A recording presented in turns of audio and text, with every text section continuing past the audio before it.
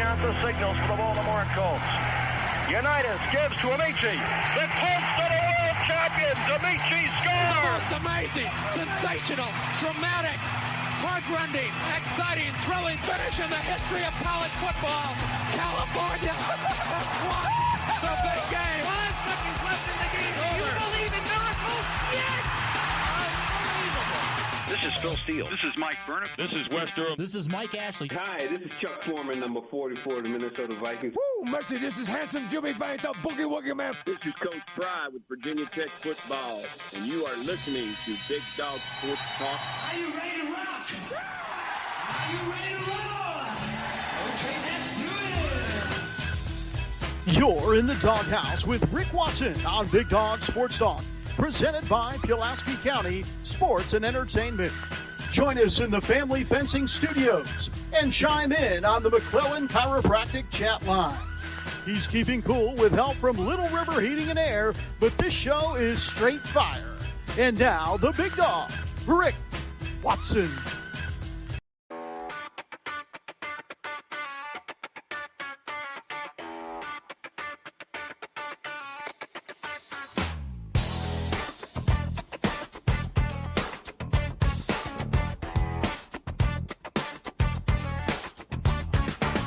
Rick Watson's got the mic, he's the big dog king. Cover sports so sharp, it's a new river thing. Virginia Tech fire, rapid pride too. Every stat, every play, he's bringing it to you. He's got that voice, deep as a valley, breaking it down, no dilly, no dally. Big dog sports talk, feel the bark.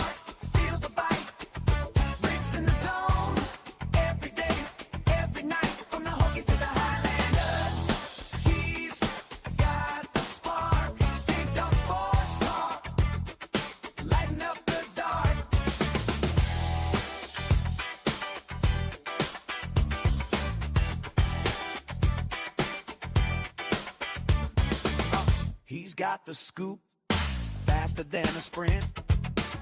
Calling plays like a coach, every word's a hint. From the courts to the fields, the stories unfold.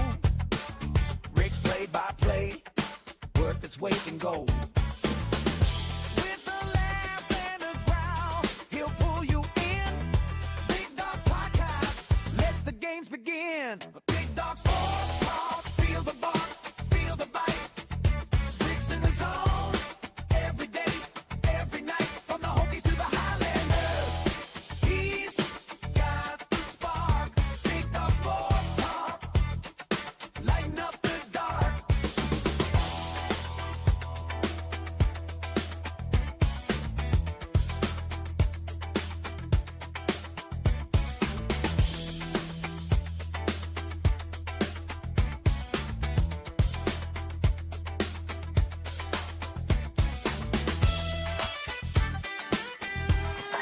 And good morning, everybody. How are you? It is the Thursday edition of the program. Hope everybody's well. Glad to have you with us. Hit us up. McClellan Chiropractic Chat Room, Professional Incorporated text line. We'd love to hear from you.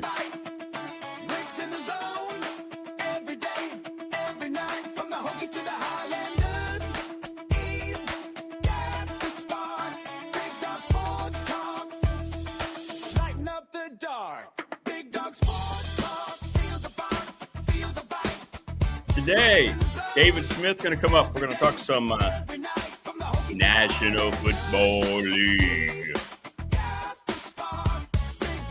You know, I'll never be able to sound like the voice of the heavens himself, John Facenda.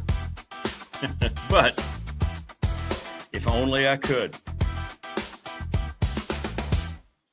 Yeah, good to hear from Coach. Well, we're going to get into that, so hang on just a second. So, yeah, we're going to talk to David Smith, just get kind of a draft grade heading into the warmer months as teams start to get ready to rock and roll. Andy Bitter from Tech Sideline. Alex Guerra, big weekend series at home. Come see us at Williams Field, won't you? Come up and say hi. I'm going to be in the press box 6 o'clock tomorrow, 4 on Saturday, 1 on Sunday, Mother's Day. Come see us. And Islanders take care of business this weekend. They're going to be in the tournament for good, for sure. And then Dwight Vick. I mean, come on. It's Thursday. Good morning, Prometheus. Good morning, Vic. Yeah, rest in peace, Ted Turner. I saw the greatest tweet. Gentlemen, it's gone viral. He said, so I'm guessing Ted Turner's funeral starts at 7:05. Remember how everything was 05? Good morning, Stephen. Morning, T-Bird. Yeah, let's get into this. So this is, I had a picture up last night. Boy, what a great time we had at the Blacksburg Sports Club. Appreciate Louise Baker for the invite. From left to right, that is Mike Burnup, Coach Elmo, ugly ass me, and then Coach Bud Foster. I'll tell you what, Burnup and Foster kind of did a question. They just were on stage together, and they were terrific. I see why that format's so effective with donors and so forth. Bud is just unbelievable to hear him speak. Somebody can throw him a question, and he just picks it out.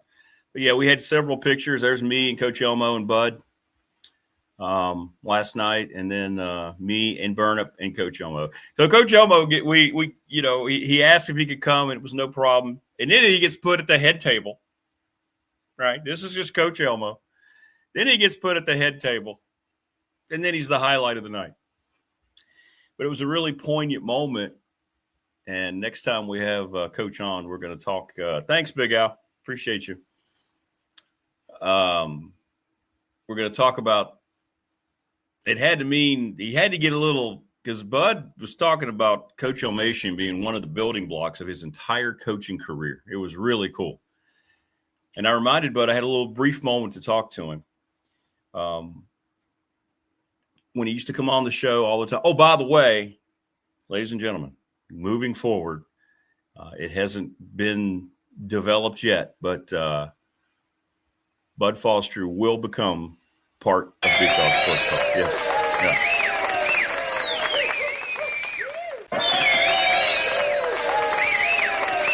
Yeah. In all honesty, he said, Rick, I'm sorry. I didn't know where he had gone. I didn't know you're on YouTube. He said, let's put the band back together. I said, all right, I'll give you a call next week. But Coach was talking about how Coach Elmo had influenced and how important he was to really getting it started. He said to this day, Coach Beamer still talks about the 2 years Coach Elmo was there, coordinating the defense, getting the whole mindset turned around. He was really vital. From the photo op of Elmo, Burnup, and Bud and Rick at the Blacksburg Sports Club, I hope that fearsome foursome just drink and laugh and get no grub. Morris, good stuff. What's up, Vic? Good to see you, brother. Fearsome foursome, I like that. Now, I don't know if we're as intimidating as that Rams front back in the day.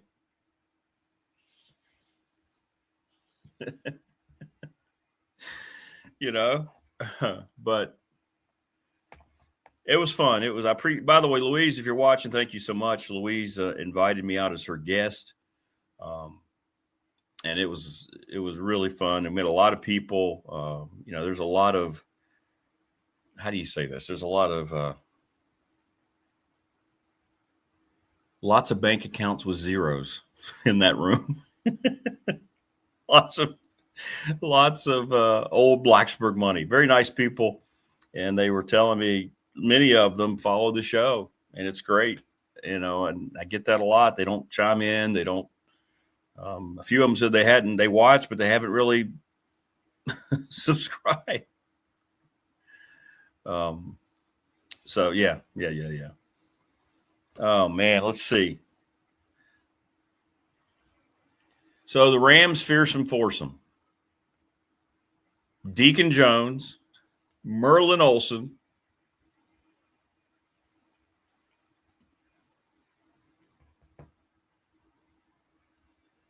Rosie Greer. There's 3 of them. Lamar Lundy,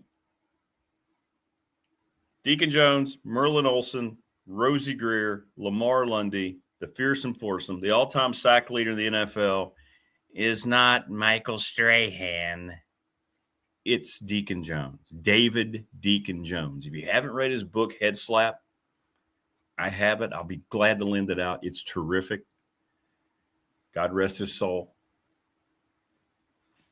But Deacon Jones is the all-time sacks leader in the NFL. They just didn't keep that stat. There are coaches and people who played at that time who really think that Deacon Jones may have twice as many sacks as Michael Strahan. So Brett Favre gifted Strahan a fake record. David Deacon Jones. My Lord. Yes, please subscribe. $2.99. Help the old farm boy out. That's me. I'm the old farm boy. Old. That was fun last night. I appreciate it again, Louise. It was great. Bud was terrific. Some of the poignant things he talked about, the search for the president and the AD. James Franklin's going to have a direct hand in the athletic director say. It's already been discussed. I'm just going to tell you that right now. Whomever it might be, they're going to have to get the approval of James Franklin, and we talked about that, and, that's probably the way it should be, considering what they invested. He also echoed, somebody asked, and he was very honest. I've said this a lot. Mentioned this the other day yesterday with Damien about, and it's not piling on, but Whit Babcock's legacy. He was so vital in the hiring of James Franklin. Well, Bud just came around and said, look, whether it was James Franklin or any other guys that maybe he'd reached out to, guess who they wanted to talk to? It was Bud. Exactly what I was told. Big Ten guy. Bud Foster was the integral pivot man to get James Franklin to Blacksburg. The respect that James Franklin has for Bud Foster and their prior relationship, which he talked about how they'd kind of run at each other, coordinating against one another. That's why he's in Blacksburg. He said the committee was too big. We said this a lot. When do committees ever work? Yeah, I have a Deacon Jones rookie card, T-Bird. It's like a PSA 7. I'm very proud of it.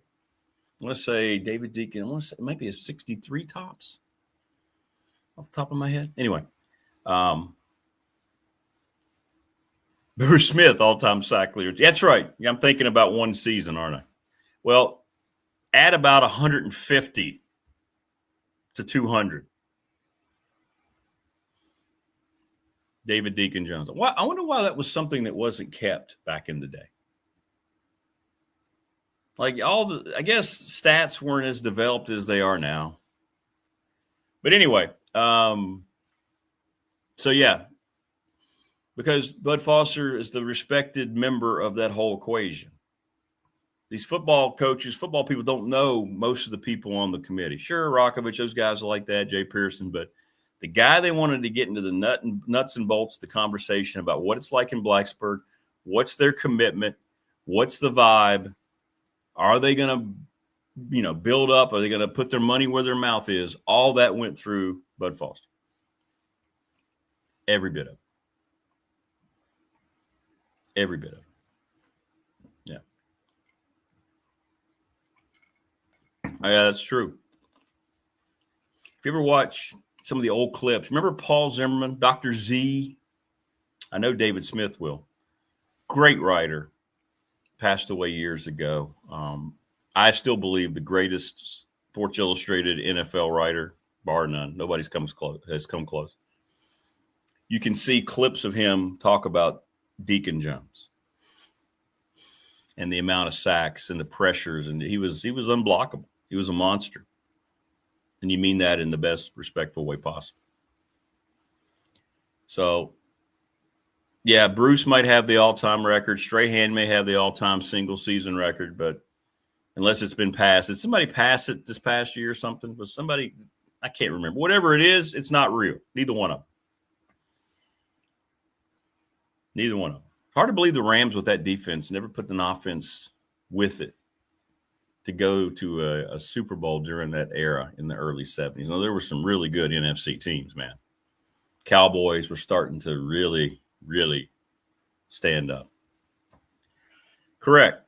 That's true. What you didn't have running quarterbacks for the most part. You had a few. You had Fran Tarkington, Deacon Jones. You see interviews with him. He hated Fran Tarkington because of the way he ran around. Roger Staubach, incredibly mobile quarterback. Bob Greasy was a lot more mobile than you think. You know, there weren't a lot of guys, though, that were able to do what we see today with these quarterbacks. That's a great point, T-Bird. No shotgun until the Cowboys started utilizing it, correct? Tom Landry, Roger Staubach brought that into popularity, and now, hell, there's some teams that don't even get under center 10 times a game.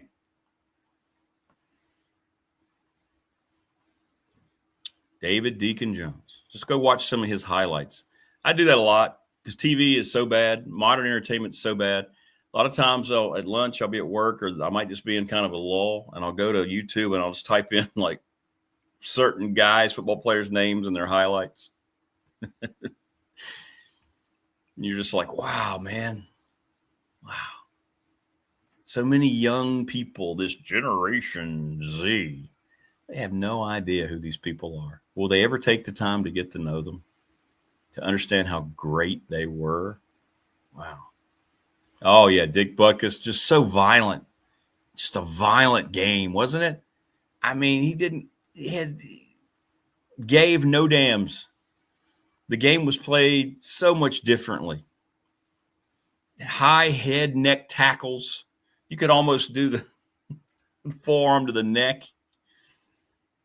Hit guys low, hit guys very late. Quarterbacks would take a pounding, man. Things today, you know, you put a hand on a guy if he throws a pass, they throw a roughing the passer call. You could tackle the quarterback almost 3-4 seconds after he released the ball, or hit him, push him to the ground.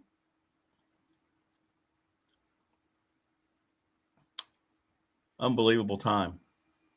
But the best of times, in my opinion, in the NFL through that era. Go all the way through the beginnings, all the way through the 80s and early 90s. And then after the Cowboys dynasty and get through the 2000s, it started. I know popularity gained, but wasn't the same. Family Fencing, by the way, sponsor of our studios. Thanks to Jason Green, 540-200-8294. Get a quote today, familyfencingnrv.com. Mark Hunley's 155 Walters Drive, sponsor of our chat room, McClellan Chiropractic. Thanks, Marco. He is the best, folks. If you're in the area and you need to get an adjustment or figure out what's going on with your body, let Mark help you out. NRV Super Bowls, we're going to have our bash, 540-382-5525. Terry Stike. Get your weekend lanes reserved. They have the late night bowling. The lights are out. It looks like a disco party. It's cool, man. They've put a lot of money, time, and effort into the Super Bowl, and you should go. Again, we're going to have our bash, and it's going to be fun. Lawson's Mobile Home Supply since 1997. Give James a call at 540-381-8011, 300 North Franklin Street in Christiansburg. Sundown Electric is down in Elliston. The Smith brothers are terrific, excellent reputation, long list of satisfied clients. Always honest, always working hard to keep the price down. They are the best. If you want a T-shirt, by the way, thanks to Brandon at Top Shelf Apparel. $20. ReadySetFun.com. Bob Crisp. Oh, I got to hang out with Coach Chris, Dave Chris last night, and Faye. They look great. Just like old times, man. I hadn't seen Dave Chris in a long time. Coach is one of my all-time favorite people. I called Blacksburg football exclusively for 3 years and got to work with Coach Chris and Coach Phipps, and just great to see Coach Chris last night. He got up and did the Blacksburg High School update. ReadySetFun.com. You can help your organization, your sports team raise money. Professional Door Incorporated, Travis Williams, residential commercial garage doors, owned and operated 38 years. Thanks, Trav. You're the best, brother. Sponsor of our text line, and it's always popping. Always popping. National Bank member FDIC, my exclusive banking partner, the exclusive banking partner of BDST. 35 years for me. They just refinanced everything. You talk about something that wasn't a hassle. They are awesome. Nice people. BDST Fan Question Week brought to you by the attorney Ryan Price, 701 West Main Street in Radford. Trust and Estate Planning. Charles Lee and his crew, Little River Heating and Air, 1095 Radford Street in Christiansburg, 553-2971. And we are presented each and every day by Pulaski County Sports and Entertainment. Thanks so much to Jonathan Sweet, Tim Miller. Tim will be with us next week. We're going to talk about the event. We're going to try to get him on Monday. So impressed with them. We've already had Jonathan on this week. I love the follow-up messages I get on the Professional Door text line whenever we have Jonathan Sweet on. It's like, man, that guy's just, he doesn't stop. He doesn't stop. So thanks to them. Thanks to them. All right, good stuff. David Smith will join us momentarily here. Big Dog curling merch coming in 2027, Vic says.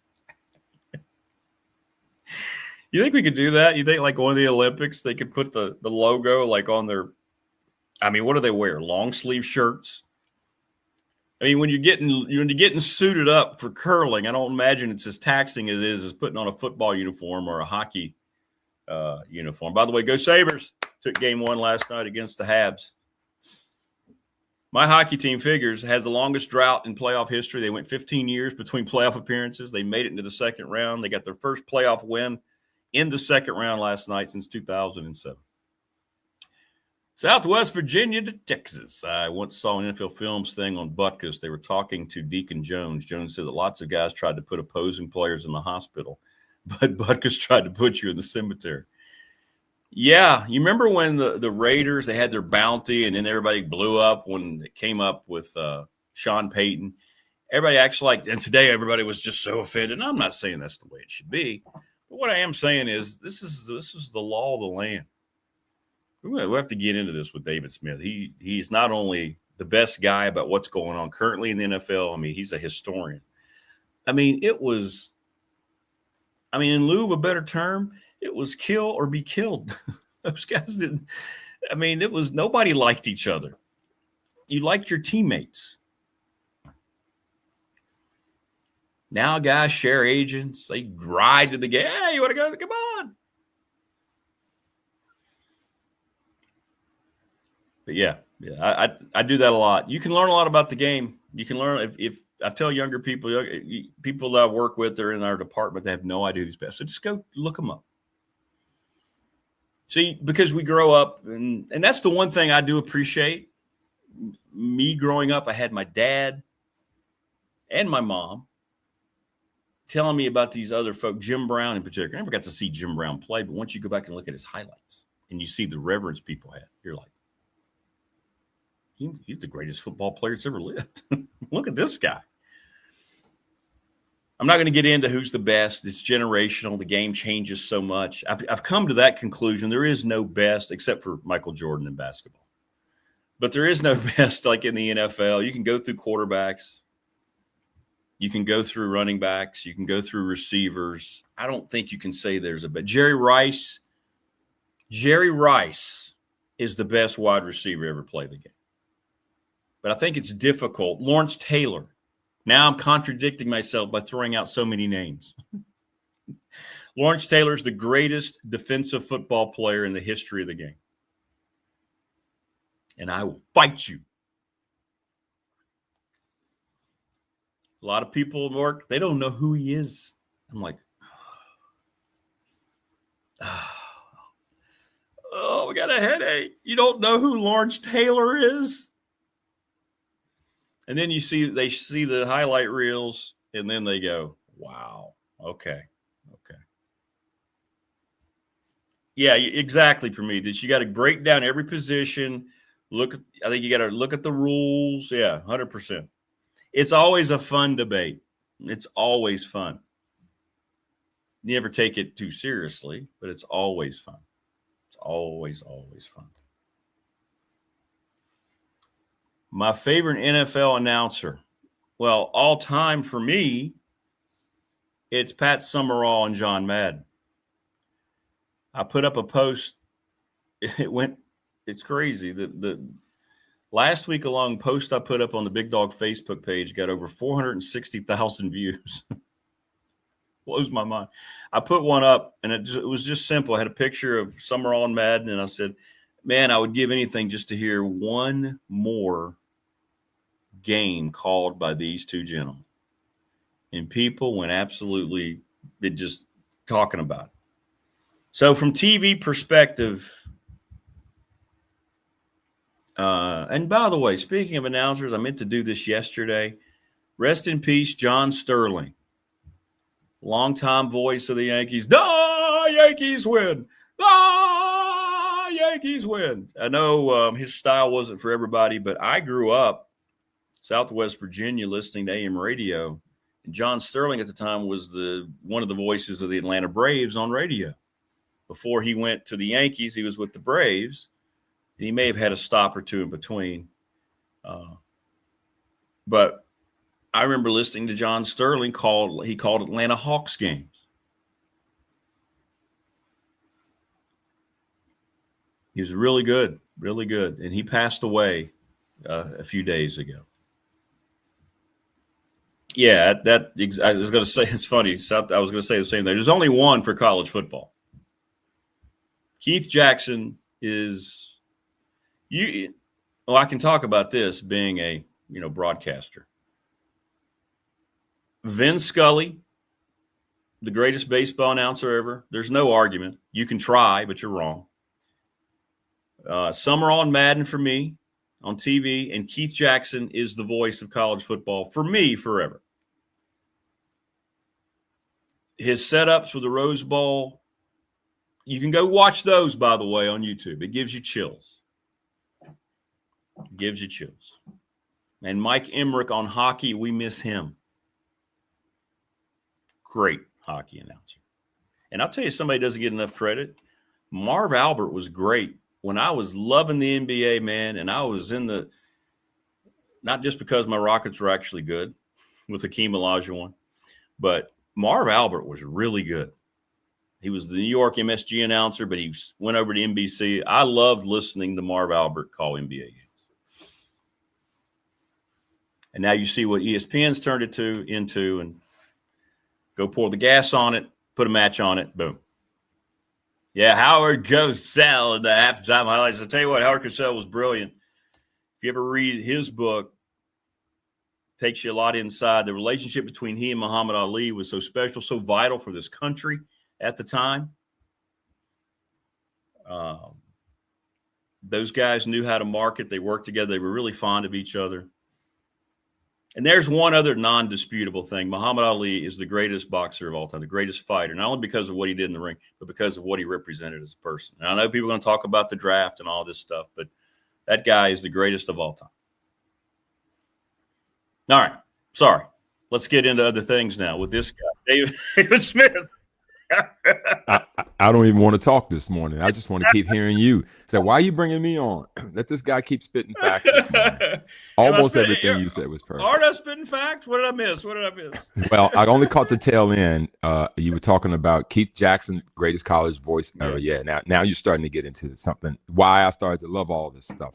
I was fortunate enough to play, at Radford and that kind of thing, and so that doesn't put me on the Mount Rushmore of the greatest to ever do anything. It just was a person myself who loved sports, and it started with watching it on TV.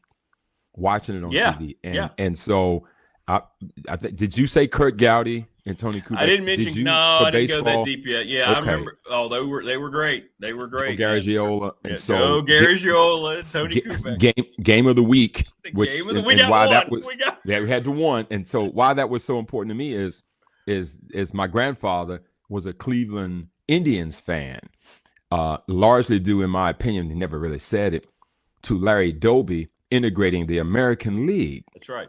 So my dad was a Dodgers fan, in my opinion, without ever saying it, probably largely due to the fact that Jackie Robinson integrated the sport. And not only the sport, he changed everything. He changed it all. Yeah. But they never really said it, so I'm attaching that now without any fact to it. But that was what it was. Absolutely. But what that led me to was listening to games and watching games. And so where I'm from, baseball was huge. It's what I played more than anything. I remember, you told me that. Yeah. Played it forever, and that was what all of us played. My dad and my grandfather also played in these little kind of leagues that they would go in, and we would watch them play, and that's kind of where our love for baseball came, because that area was also good for it. But back to the voices, Rick, you're right. Keith Jack and Marv Albert, as soon as you said it, I go, well, of course. Wasn't he great? No, not great. He's the greatest play-by-play guy. He was unreal. Ever. I mean, and he did it until he was, I think him and Vince Scully were in their 80s. Yeah, in their 80s. When they finally finished it. And so I'm assuming maybe the John Sterling thing, maybe that was the nostalgia part. Yeah, we started getting it. But see, John Sterling also started in Atlanta. What was interesting is John Sterling was on TBS, as we talk about that, and Ted Turner. If you think about the whole connection, ironically, they both passed this week. They both are 87. Yeah. John Sterling started in Atlanta, TBS, back when they had the Superstation, when Skip Carey was calling the games, with the light blue uniforms. Yeah, absolutely. Pete Van Wieren and Ernie Johnson's dad. Ernie Johnson Sr. His dad was calling the game. And then Don Sutton ended up showing up later. Listen, we finally got cable where I'm from. And when we turned the TV on, and we had greatest night. It didn't matter who they were playing. It's a game on Tuesday. So baseball. My dad and I would sit there, and I think I was kind of coming through high school at the time, right at the beginning of it. And so a game on every night. And then we also had WGN, which had Harry Carey on. Harry Carey, Cubs win. And so we had all that. What was funny about it was in the years after that, you ended up having this guy named Michael Jordan show up. So WGN fell into it again. There's Jordan. Also, they had Ryan Sandberg and the Cubs making their run against your Padres in '84, that whole run.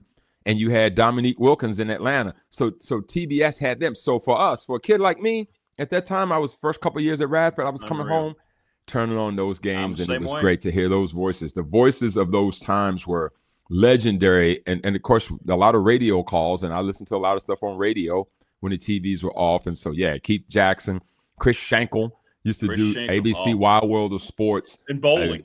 And bowling, all of it, He made me watch bowling. He was so good at bowling. Great. He also used to call golf, which at that time you could have just, I'm not interested.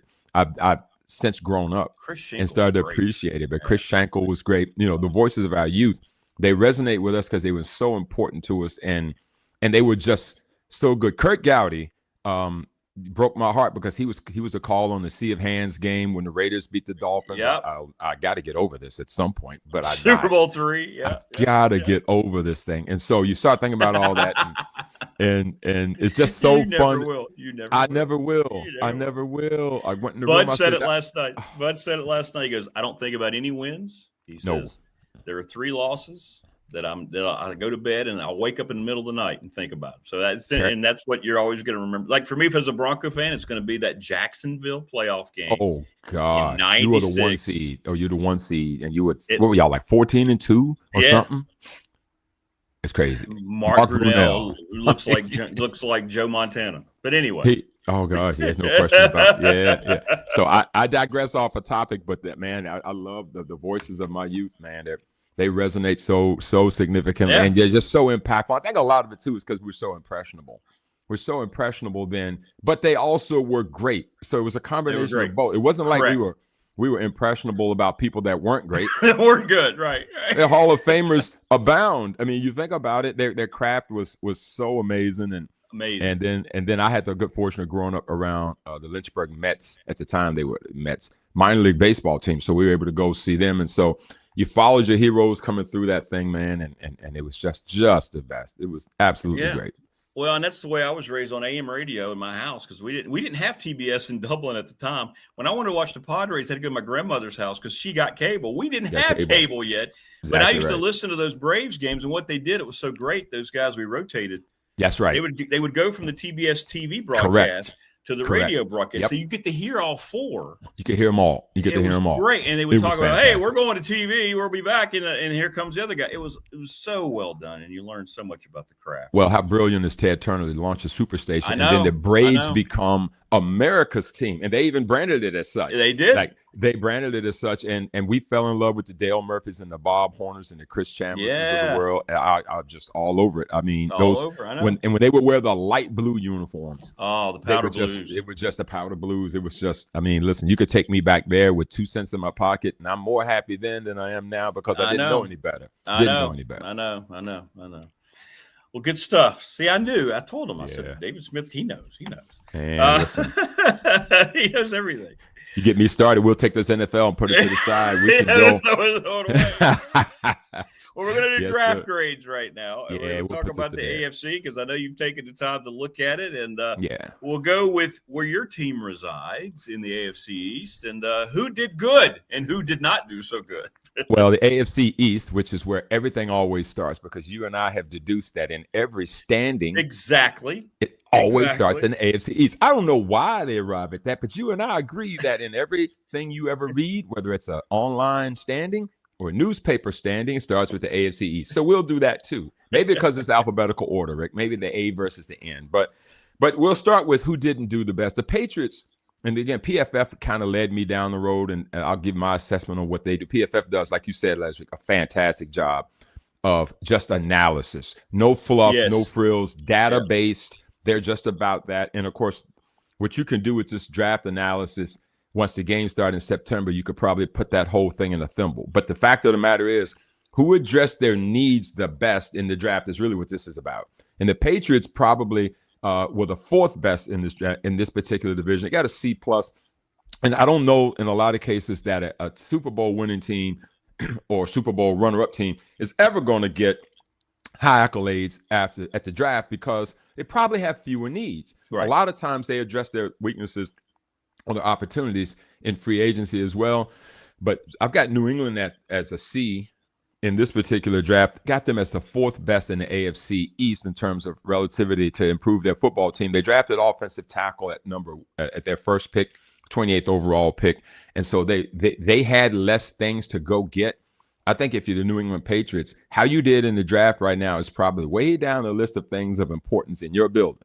I think right now they're trying to button this thing up a little bit. And I think, as you've said numerous times, it looked like less is going to be done than more. So for the Patriots, we'll put a C+ on their draft and we'll move past it. You got the Bills with the third best draft. They had a B draft, Rick. I am really interested in seeing what the Buffalo Bills are going to do, largely because they have said nothing all offseason. They made the coaching change. They went with Joe Brady. Now Joe Brady's claim to fame was he was the offensive coordinator for the 15-0 LSU Tigers. Now, listen, I'm not saying he wasn't good at it. Again, this is one of those where was the talent great and you part of it, or were you part of the reason why? You had Justin Jefferson, you had Chase, you had Burrow, you had a squad. That group, you can put them up there with those early 2000 Miami Hurricane teams. But Joe Brady gets it now, and Buffalo was really, really quiet. They ended up getting T.J. Parker from Clemson, the edge rusher, with their first pick. They went with cornerback from Ohio State, and they went with offensive tackle. Those picks were in the second and fourth round. So to me, they've done a quiet job. But, Buffalo in general aren't really a noisemaker anyway, Rick. They don't usually make a whole lot of fuss. I think the only thing that I ever heard much about Buffalo in the last couple of years was Josh Allen going to be able to get over the hump, and was Sean McDermott going to be able to keep his job? Other than that, they kept winning the AFC East, and they kept showing up. 0 for 2. 0 for 2. There you go. And I guess the claim to their infamous fame is the game with 13 seconds left against the Chiefs that they should have won, but it wasn't Josh Allen's fault. But he seems to get lumped into that. And so that was a Super Bowl appearance that they should have been, and they didn't. So at this particular point, they get a B for their draft. I got the Dolphins at a B+ with the second best draft in the division, largely because the Jets had so many more picks and so many more needs and addressed them. But Miami had 8 picks in the first 4 rounds, 13 overall. I don't think anybody had more. Miami's tearing it to the studs. We've talked about this before. I think right now, you and I have discussed this too. You either, there's an adage in tennis. You're either at the net or you're at the baseline. If you're in the middle, you're dead. To me, whether they're at the net or at the baseline, they've made a decision on how they want to play it. And so right now, this is the way they've approached it. When they made the move to get Tua out of there and McDaniel out of there, give Stephen Ross credit. He's tired of seeing mediocrity and less than mediocrity. They've been playing for mediocrity, hadn't even gotten to mediocrity, right? So they're not even at mediocrity. So the plan was mediocrity or above, and you didn't get to that. Now you're just saying to yourself, let's just blow the whole thing up. And there's some thinking that Malik Willis's deal, while he's embedded as quarterback, it can only be as good as he performs this year, because there's a pretty good quarterback class coming, at which point, if his performance doesn't warrant him getting another year, they'll just blow that up again. And you're not so far away, Rick, that you can't do that, right? I like Don't that. you I agree? like that. Mm-hmm. Yeah. And so they've given themselves options without locking into a guy that you're saddled with. And by the way, Rick, we're still paying Tua about $90-some million for the next little bit. Hey, welcome to Russell Wilson, baby. Oh my God. We want to be you all so bad. We want to pay for a quarterback we don't have so bad. Said nobody ever, right? So, and then of course the Jets with their incredible draft, they get an A-. I think this also is going to make Aaron Glenn really have to perform. And you and I, again, I'm being repetitive here. Agreed. He's got Geno Smith, and he better be really good. Because if you're Geno Smith right now, what is he, 35 maybe or so? At least. And Yeah. it feels like he's been around forever. And they went to him just as anxiously as they went to Justin Fields in the other offseason. And they were like, this is they went early and got Geno. But you got all these picks and all these guys around, and they're going to need support, and they're going to need the quarterback to elevate his play.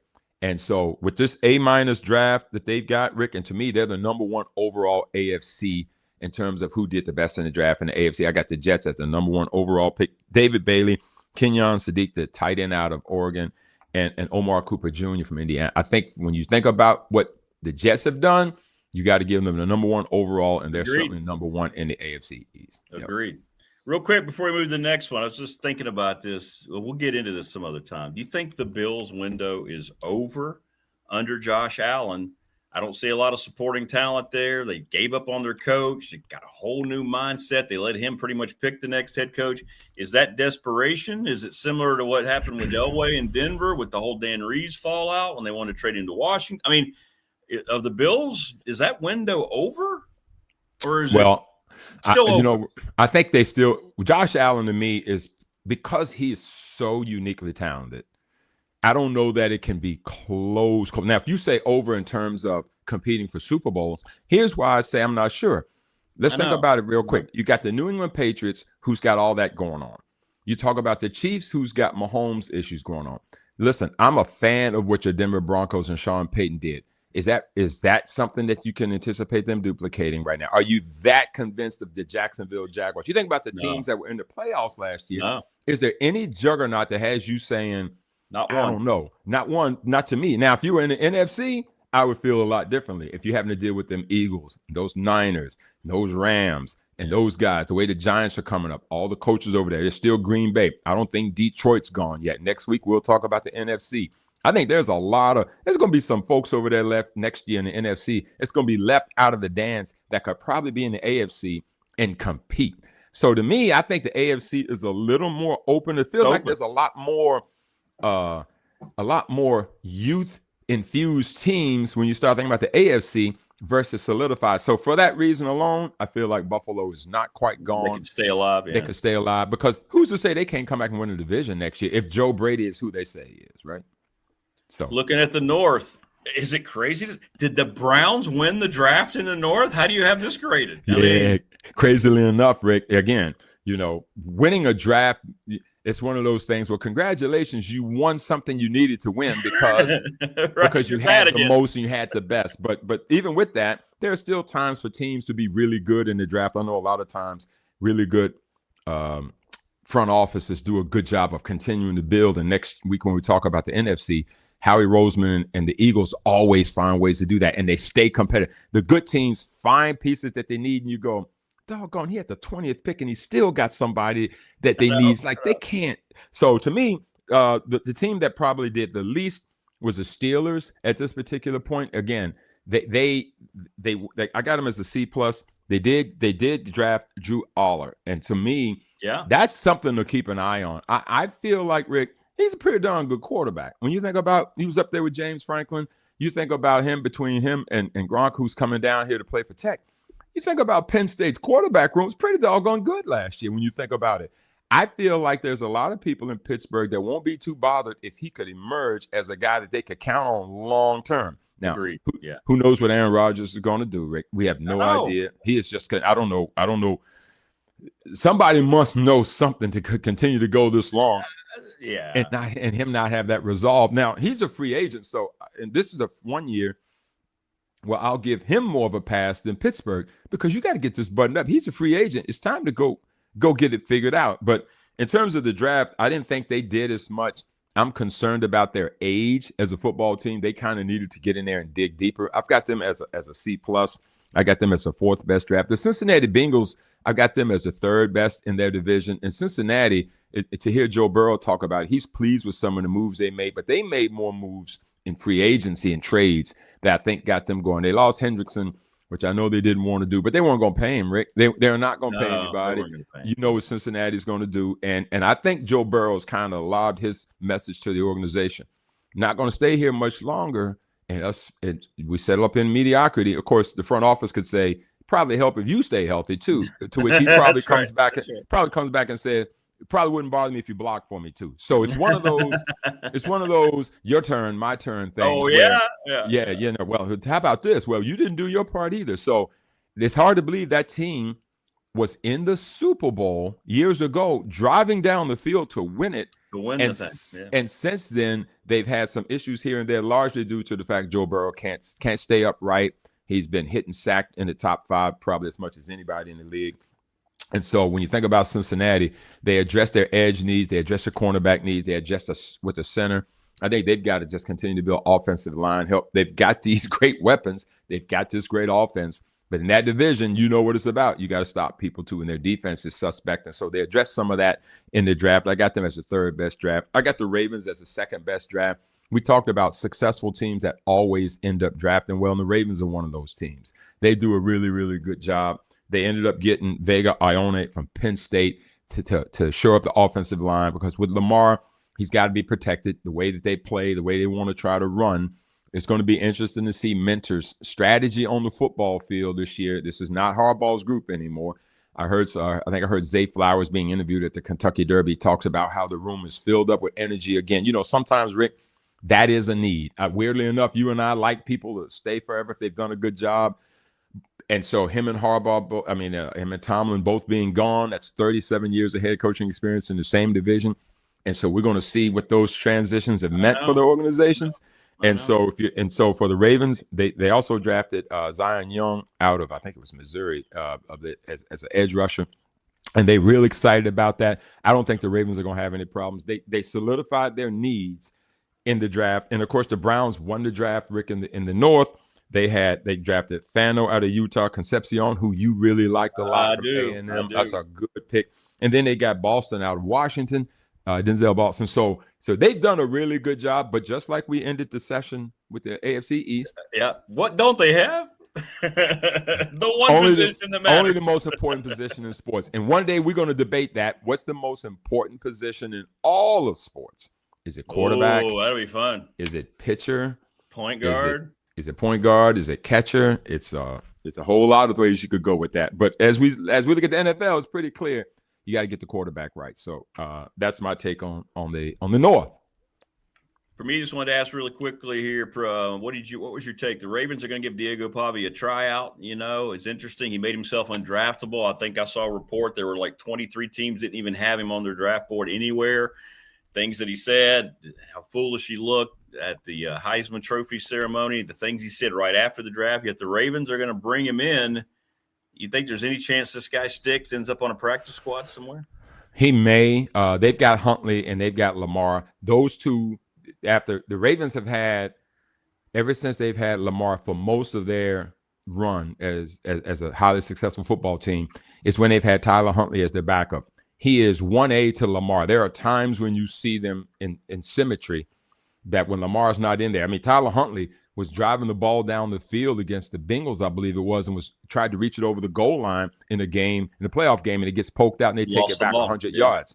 And so other than that, he's had them on the brink. So to me, and he was there, I think, when Mentor was there. So they've got some symmetry. So if he ends up making it, it's going to be as a practice squad player. Yeah, that's it. I like him as a college football player. I think he was fantastic for Vanderbilt. I think he did an amazing job. What he did at the Heisman just rubbed me so wrong. What he did subsequent to that, you know, if you don't have enough understanding of the room to want to just diss everybody in that manner, you ought to be grateful anybody wanted to call you. Correct. So this chip on your shoulder thing that you carry, he acts like he's the only person that's ever been dissed in the world.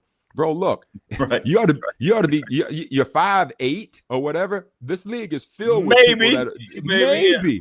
Yeah. So So this is where the NFL does not want problems. They got plenty of their own. They aren't interested in trying to stockpile those issues. They got rosters that only have 53 players and 46 for games. It is this isn't an 85 unit college football team. I think he ought to be grateful that the Ravens are giving him a shot. I don't know that he's going to land on that football team. I don't either. Somebody may take him, and if he can stand in front of a microphone and act like he's got some humility, that may help him a little bit. Yeah, he went from being my favorite college football player to a guy I can't stand to even think about or look at now because of the way he opened his mouth. He opened his mouth and removed all doubt, didn't he? All doubt, really all gone. All right, how about the South? It's a division that let's just face it, most NFL fans, unless you're fans in the cities of that team or you're still a Colts fan from when they were Baltimore, it's kind of a boring division. I mean, but Houston has kind of risen up and they've been that team. They've drafted well. It's a huge year, though, for C.J. Stroud, in my opinion, in that offense. I know the defense is going to be good because of D'Amico, but what about that offense? And did they do anything to address that to help him out? This is a pivotal year. This could be the year that Houston all of a sudden elevates into that team in the AFC. And it's so funny. We all talk about Houston, but you and I have loved D'Amico Ryans. We love the hire. We love what he did for that city. He played there. That football team runs to him. He makes the playoffs all the time. You don't hear a thing out of Houston. You got Will Anderson, who's unlike Diego, he's a standout guy on the field and off. And so they do an amazing job in their organization. But you bring them up, and here's what we don't talk about: the 13-3 Jacksonville Jaguars. I know. You said it earlier. We just we just blow it off. Like, can we count on them? Well, here's the thing: make us believers, right? Make us believers in Duval, right? They were 13-3. They didn't do a lot in the draft, Rick, that we would find really eye-popping. You know, so for me, this is one of those, is the Trevor Lawrence that we saw last year. Is he sustainable in that mode? That football team played really well last year. They did a really, really good job until your Broncos decided it was time for them to go home. But even in that game, Rick, it was a close football game. I think it was 27-20. I think we spoke about that before. Yeah. They addressed their tight end and defensive tackle needs in the draft. Again, I said 13-3, actually 13-4. Forgive me. We now have 17 games. And so they actually won the division. They were first in the division last year, not the Texans. So they end up getting like a CD grade in this, largely because they didn't have as many needs, and they may not have addressed the things that were specific to what their needs were. But as the day ends, they still ended up with about 8 or 9 picks in the draft, so they're stockpiling bodies, which is important at this particular point to get some depth, and maybe they've addressed that. We will see. The Texans and the Titans both ended up with about comparable grades in the draft. The Titans, of course, we know what they needed to do. They had the 4th overall pick, Rick, and kind of surprised us all when they went with the wide receiver, Carnell Tate out of Ohio State, with the number 4 pick. Once again, we spoke about the fact he wasn't even the best receiver on his football team, but it's not his fault that he was sitting at number 4 and someone calls his name. He's going to go down there and give Cam Ward some extra help there. As far as the Texans go, Rick, again, I'm bullish on them. I just like everything that they're about. And what makes them so unique, you talk about a division that doesn't really get a lot of energy, is because they probably are led by Houston with their defensive tenacity. This isn't the sling the ball across the field thing. They don't usually get a lot of primetime games for whatever reason, interestingly enough. But the Jags but the Texans, to me, should be getting that level of attention. And then I have the Colts did a really good job in the draft. And I know I've been championing their start last year. They were 7-1 or 8-1 before the wheels fell off last year, before Jones got hurt. They ended up getting C.J. Allen, the linebacker out of Georgia, and Hasley, the safety out of LSU. They got some defensive needs, and to me, the Colts ended up with the best draft in the South. But that's a division right there that I would not be surprised if the Jags won it. I would not be surprised if the Texans won it. And if the Colts get back a healthy quarterback, I wouldn't be surprised if they're not in the mix, kind of muddying the waters a little bit too. So to me, that whole division, while it may not be sexy, is one that I think is going to bear watching. Yep, for sure. Now I'm gonna head over to the West real quick for you, if I can. Yeah, I know who won the West. I'm not gonna like it, but I know who won the West. How the West was. How won, the West might be won here in the future. Well, to win the West, you have to lose enough to win the West, and again, this is no surprise to you. Your Broncos probably had the least impactful draft. Rick, you had 7 picks. You went 4 offensive, 3 defensive, and I'm going to give you the platform to speak to your Broncos when I finish this quick part up here. I know we're up on time. The Chiefs probably ended up with a good B draft, Rick, the way I look at it. Again, for me, Kansas City did a really, really good job of addressing their needs. And once they address their needs, they get aggressive with it. They get Mansour Delane with the 6th overall pick. They moved up from 9 to get him. They got Peter Woods, a defensive tackle out of Clemson. And then they got Mason Thomas out of Oklahoma, and edge rusher. So Kansas City went straight defense. You know, you lose your 2 cornerbacks. You address the need by getting a first-round pick at number 6, the former Hokie. And so the Chiefs end up with a B. The Chargers, you talk about a team that has also been laying low. Don't we think it's time for the Chargers to kind of break through now? Don't you feel like at some point there's Harbaugh and there's Justin Herbert. Come on, Justin. We kind of give him a little bit, and I'm a fan of the guy. He does a lot, but at the end of the day, with quarterbacks are almost like pitchers, correctly or not. They're judged by wins, and they're judged by leading teams along. And the Chargers aren't in an easy division. You know, you're dealing with the Chiefs, and you say, "Oh, Mahomes and them are a little down." Well, then the Broncos come up, and you're kind of saying, "Well, why wouldn't the Chargers get ahead of the Broncos?" So we may have been giving them a little bit of a pass. I think the expectations are going to get a little stronger for the Chargers as we start to move into this thing. They address their needs with Messidor from Miami. I think that's going to fit Harbaugh's perfectly. And they got a center in Jake Slaughter out of Florida with their top 2 picks. And the Raiders, hard to beat the Raiders, Rick. They had everything that they needed to have, and they had to nail the draft, and they did. You know, you get Mendoza, he could be a force multiplier for the football team. Absolutely. I mean, he really could. They got Stukes, the safety out of Arizona, and then they got the edge rusher Keion Crawford out of Auburn.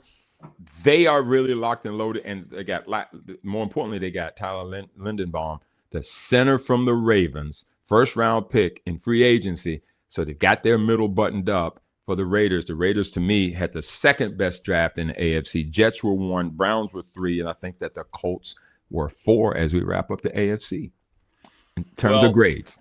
Regarding the Broncos, I mean, they've plugged and played very well with George Payton being the GM.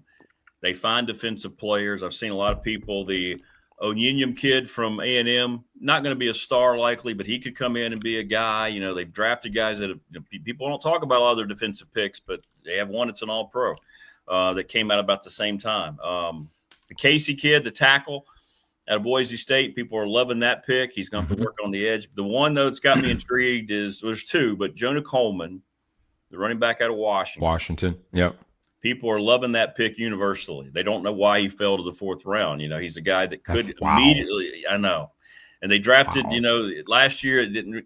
We'll see. But they like him a lot. And the kid I really am excited about offensively is Justin Jolly, the tight end at NC State. It's going to be the joker for Sean Payton's offense. He's been looking for that joker at tight end. So it wasn't sexy. You're right. They kept trading down. They traded their first pick. But you know what? Who makes the whole draft? Thank you, David Smith. Jalen Waddle makes the Broncos draft a little higher than most people consider. But, You're welcome. You're welcome. We'll see. You're welcome. We'll see. Anything to help you, guy. Anything to help you. Anything to help you. As we're dumping salary, it's one of those mixed bags. I know it's going to be better long term. It's like I tell my daughter who's got 2 young kids. You got to play the young game. You know you're not going to sleep right now. Play the long game. Well, I've got to take my own advice. We got to play the long game right now. And so I'm glad to be able to help you guys stay at the top while we mire in the mud. So don't forget about us back here, right? Don't forget about us. Yes, that's right. So I am counting Waddle as part of our draft. How's that? I'm going to do that. As you should. And so once we get the NFC draft done next week, schedule release will probably come out later. Then we can maybe start to feel like who we know is coming in free agency, combine all this, and then we'll make some picks on who we think is going to end up at the top of the divisions. Now that we know that once we know the whole rosters, you got it. Great stuff. Great stuff as always, my friend. You're the best. Absolutely. No question. My guy. People chat are like, David is the best. I said, yeah, I've been trying to tell you. we do the best we can, brother. We do the best we can. NFC's coming up next, man. We'll see how you feel about me then. That's right. Eagles, Cowboys fans, get ready. Get ready. Here we go. Here we go. Yes, sir. All right. Listen, have a great weekend. You too, brother. Appreciate you. All right, man. Appreciate you. Great stuff. Yes, sir. There you go. David Smith, you're not going to find any NFL analysis any better, especially from the morons who show up on TV. just say it the way it is. That's just well, anyway, I won't use that kind of language in the morning. Good stuff as always. Yeah, I'm excited about Jolly from NC State.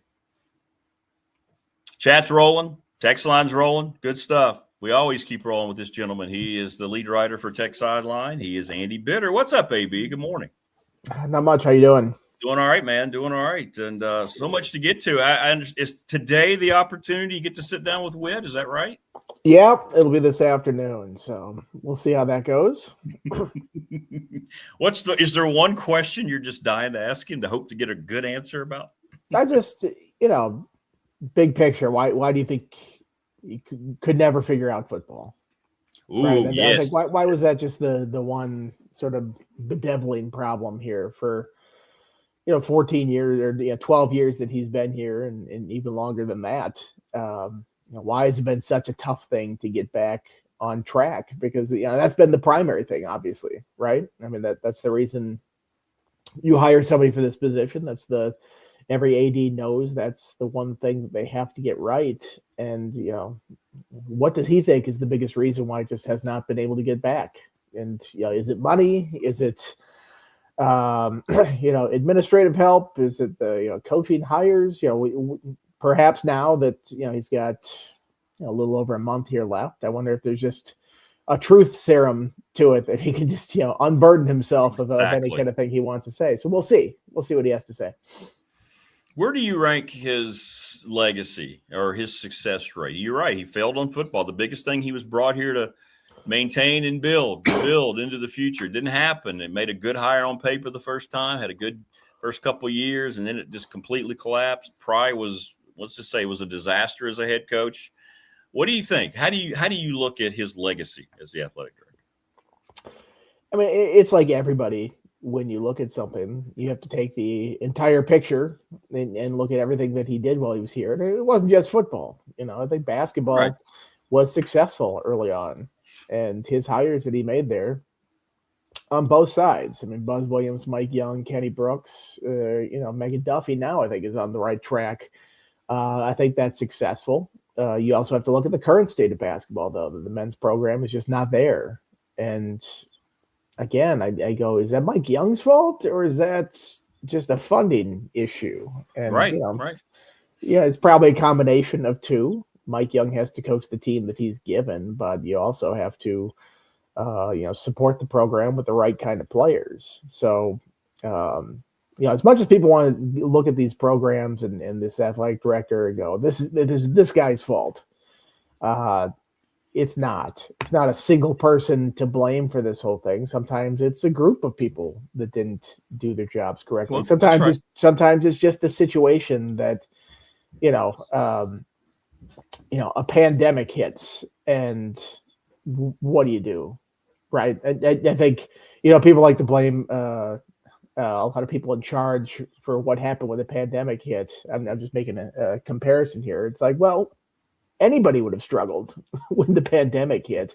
So, you see this money and, the pandemic was part of this whole thing with an athletic director, but also, things changed drastically in college sports and money became so much more important.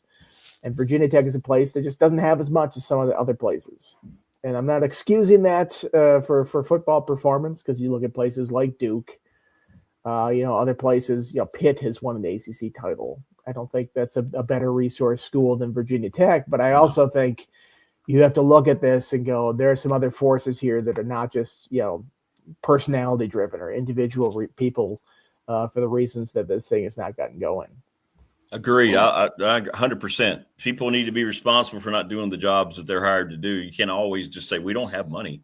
It's always such a convenient thing now. We don't have the resources. How can I win? Well, how about being a good football coach or a good coach, right? Or a good administrator.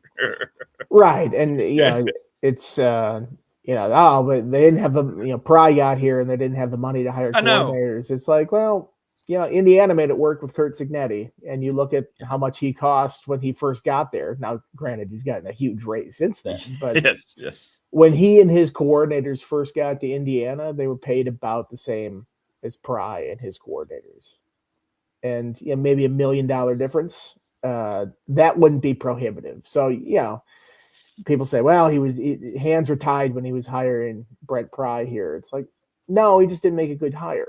Right. Exactly. If you hire Signetti and his assistant coaches who are in demand now and also got big raises, then maybe the situation is a lot different. So, there are just missteps along the way, and it'd be curious, see what kind of self-reflection and looking back again, as I've said, he's unburdened by the future now. Perhaps you can speak a little more freely on this stuff. Your mailbag is always entertaining, with some good stuff this week in particular on those. What was the answer to the question? Boy, you get a lot of emotional response about John Boleyn's legacy in Blacksburg. Yeah, I think it's kind of like Witt. I think there was sort of a shifting boogeyman at Virginia Tech, and people wanted to blame somebody for the football program's failures. And it was Jim Weaver didn't support the program, didn't spend enough money, or Frank Beamer didn't retire, or Bud didn't get his shot. Fuente wasn't a good hire. Pry wasn't a good hire. Babcock didn't support the program. Tim Sands didn't like athletics. The Board of Visitors. I mean, whatever. Pick your boogeyman du jour, and that's what it was. And I think Boleyn got roped into that at some point. And the ESPN article had something to do with it. I'll be honest. I didn't think that ESPN article was fair. I didn't think it was framed correctly. I know for a fact that they had a different angle that they wanted to go with first, and it didn't pan out, and they had to pivot on that, and they found a new, big bad that they had to put up there. And somehow it became John Boleyn, who was like, yes, he could have supported Fuente and his assistants and his whole staff better, and I think there was friction there, but it wasn't the reason this program has struggled for 14 straight years and continued to struggle past Fuente's time here. Boleyn hasn't been involved in football directly in a while. I mean, right. scheduling stuff that still kind of carries over till now, but he hasn't been the sport administrator in 5-6 years, something like that. So you're still going to blame him for that? I mean, at a certain point, people have to let that go. And yes, he had a hand in some of the issues that they had, but he is also, as I mentioned, he's a chapter in the book that I wrote as an effective administrator and right-hand man for Frank Beamer, who was sort of his, get things done guy that Frank had back in the day. So this idea that this guy that's been here for 40 years is somehow just bungling everything up, I don't buy it.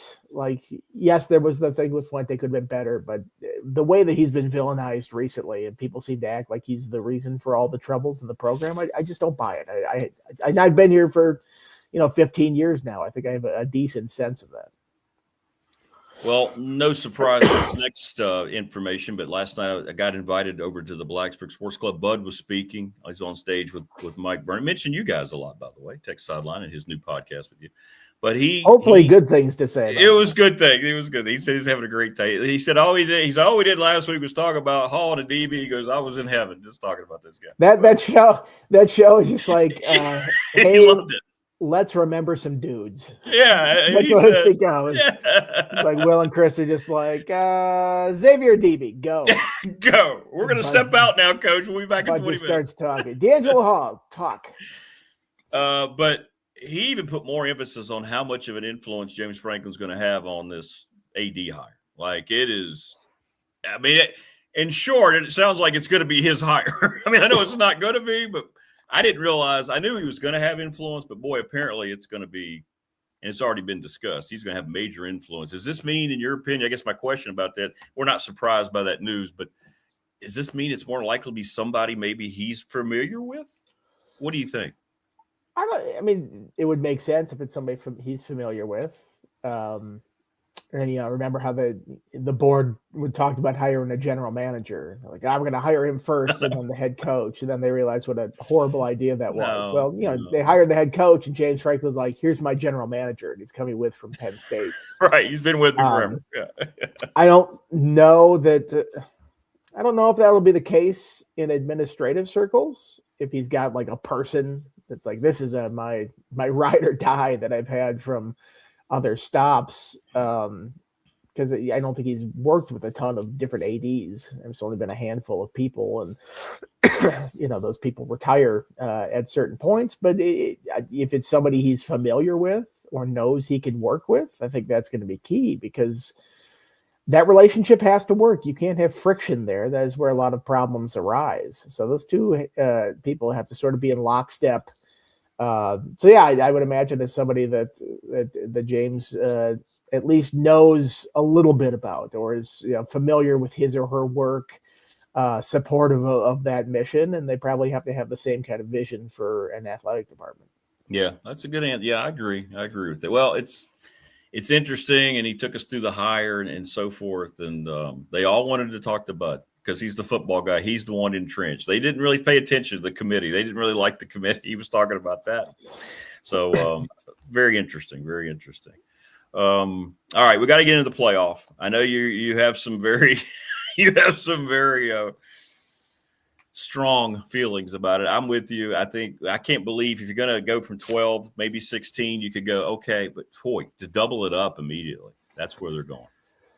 I mean, it's the same thought I have about the basketball tournament last week. I mean, if you just want to replay that rant that I had from last week, it's the same argument.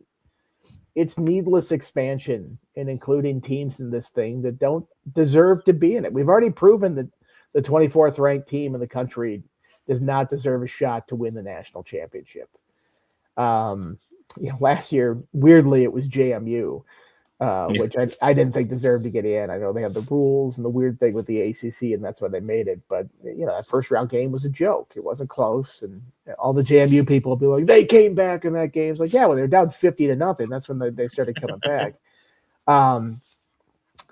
I think I saw a mock-up for what the 24 team would look like, and Pitt was the 24th seed. And I think Pitt went 8-4 last year. So we're having 4 lost teams that are in the national championship bracket.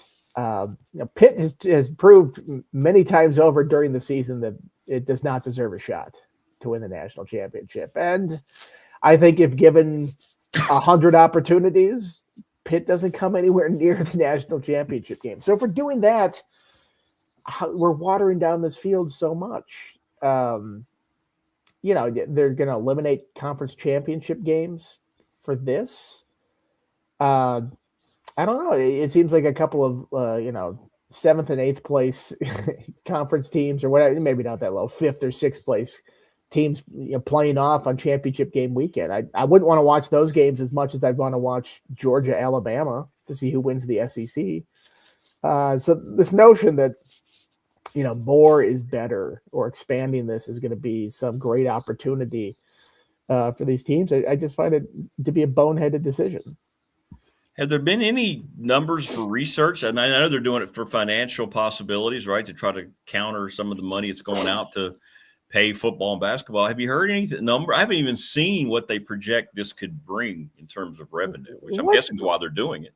Do they think a couple million more is going to solve the financial? They have a spending problem. They don't have a revenue problem. That's a very good point. Yeah. Like all these people this is how you save the non-revenue sports. It's like, no, it's not. The money's going to come in and it's going to go to football and basketball. It's just more money that you're going to put in those two sports. And I did this never end, private equity, got a private equity. It's like, all that money is just going. You think the players don't understand that this money is coming in, that you can spend it on them? That's where all this money is going. So all these administrators that fool themselves into thinking that this will be these extra $10 million. This will save the day. No, it won't, because you just spend it on things that you've already prioritized that are more important. And people are like, this will go to save women's tennis. It's like, if you want to save women's tennis, you just spend money on it right now. And you wouldn't look at it in a, revenue versus, profit versus how much money you're losing. A school's chemistry department doesn't exist because it makes money. It exists because it's a thing that you find valuable at your school. Right. You can enhance students' lives by having it. If you want to have a tennis program, just fund it. The other part I don't like about how they're eliminating all these sports is they're like, well, women's tennis is too expensive to have. It's like, well, you expanded the football conferences so much to be cross country that, Virginia Tech's tennis has to go travel to Stanford or something to play. It's like they should be playing Radford. I don't know. Yes. Do they have a tennis program? I don't even know. Absolutely. They should be playing locally, and then you wouldn't have all these ridiculous costs associated with this thing. So, football is the problem sometimes with this. But getting off track, the expansion thing, I thought it was funny that the AFCA, the football convention, their coaches association, is like, we're for the biggest possible thing. It's like, right, like, fourth grade students vote to have candy for lunch all the time. Like, what do you think they're going to say? Of course they're going to say that. It's in their best interest to have these, an expanded playoff. It looks better on their resume to say I was in the playoff field rather than I went to the ReliaQuest Bowl. Yeah, right. So I think we need to have some adults in the room, and there aren't. The people in charge are the conference commissioners and the administrators who are heavily influenced by their coaches. And the two power commissioners are pushing for this thing that nobody wants. I mean, I know Twitter polls are bogus, but exactly, yeah. Just look at the response you get to this. Nobody is pushing for this thing. And in the basketball side, the only people pushing for it are named Seth. It was Seth Davis and Seth Greenberg. The first kind of seems to be bought and sold by the basketball industry, and the second never made the tournament when it was 64 teams. So maybe there's a reason why he would be looking at it. Right. So, that's right. I don't like this. I think it just adds a few more mediocre teams to this process and adds a layer and a round that is not going to be any more entertaining or decide who the national champion is going to be. No, 100%. I mean, I agree. And today the basketball tournament's going to be ratified. I saw that's going to happen. It looks like it's going to become official. And so this is going to happen, right? If the coaches want it, like you said, nobody's doing their job. There's no big boy in the room that's going to try to bring any. They're just going to do it, aren't they? Just going to steamroll it right through.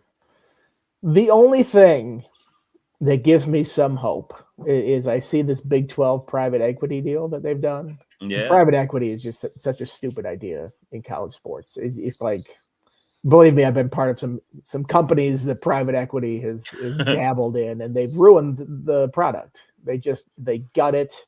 They look for profit, and then they set people on the side and just fire them and cut it down to the bare bones. And that's going to happen in college sports if private equity gets involved. Don't buy all the language like, oh, they don't have a controlling stake of this. People don't put money into something unless they expect a return on it. How do you get a return on it?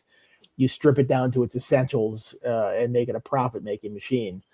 There are some schools out there, I think 3 of them now, that have announced that they will decline this private equity money. Yeah, I saw that. That's interesting. So in my mind, I go, hey, there's still light in there. This is like Darth Vader, over. He's like, no, I'm overcoming the dark side here. Like, no, there's still something in there that's still hope. Yeah.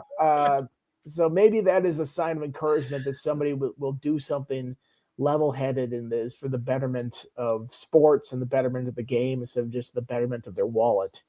Do I think a majority of schools will do that? No, but hopefully there's some voices out there that will try to talk reason into this thing. And 12 works. We've done it 2 years. It's been a great product both years. And yeah, every game is not fantastic, and they screwed up the seeding in the first round. And I'll be honest, I don't think JMU deserved to be in it last year. But, you tweak it a little bit. You keep it at 12. Conference championships still mean something. You get a bye in that first round. Just tighten up the schedule a little bit so you don't go until late January with these games. I think it could work. I don't know why we got to change it. I think 12 works. Give it some more time. I think people will like it more. Yeah, agreed. Before we let you go, Brandon's asking AB on the topic of future expansion. People are feeling like that's going to happen at least one more time. What's the better fit long term for Virginia Tech if they do get invited somewhere, the SEC or the Big Ten? Culturally, I'd say the SEC.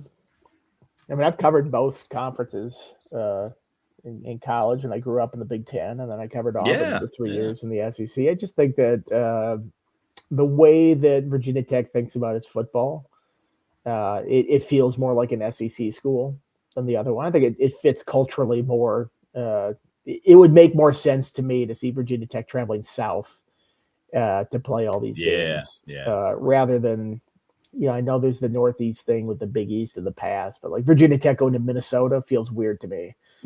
Whereas Virginia Tech going to Texas A&M does not in the same way. So I think the SEC would be a better fit.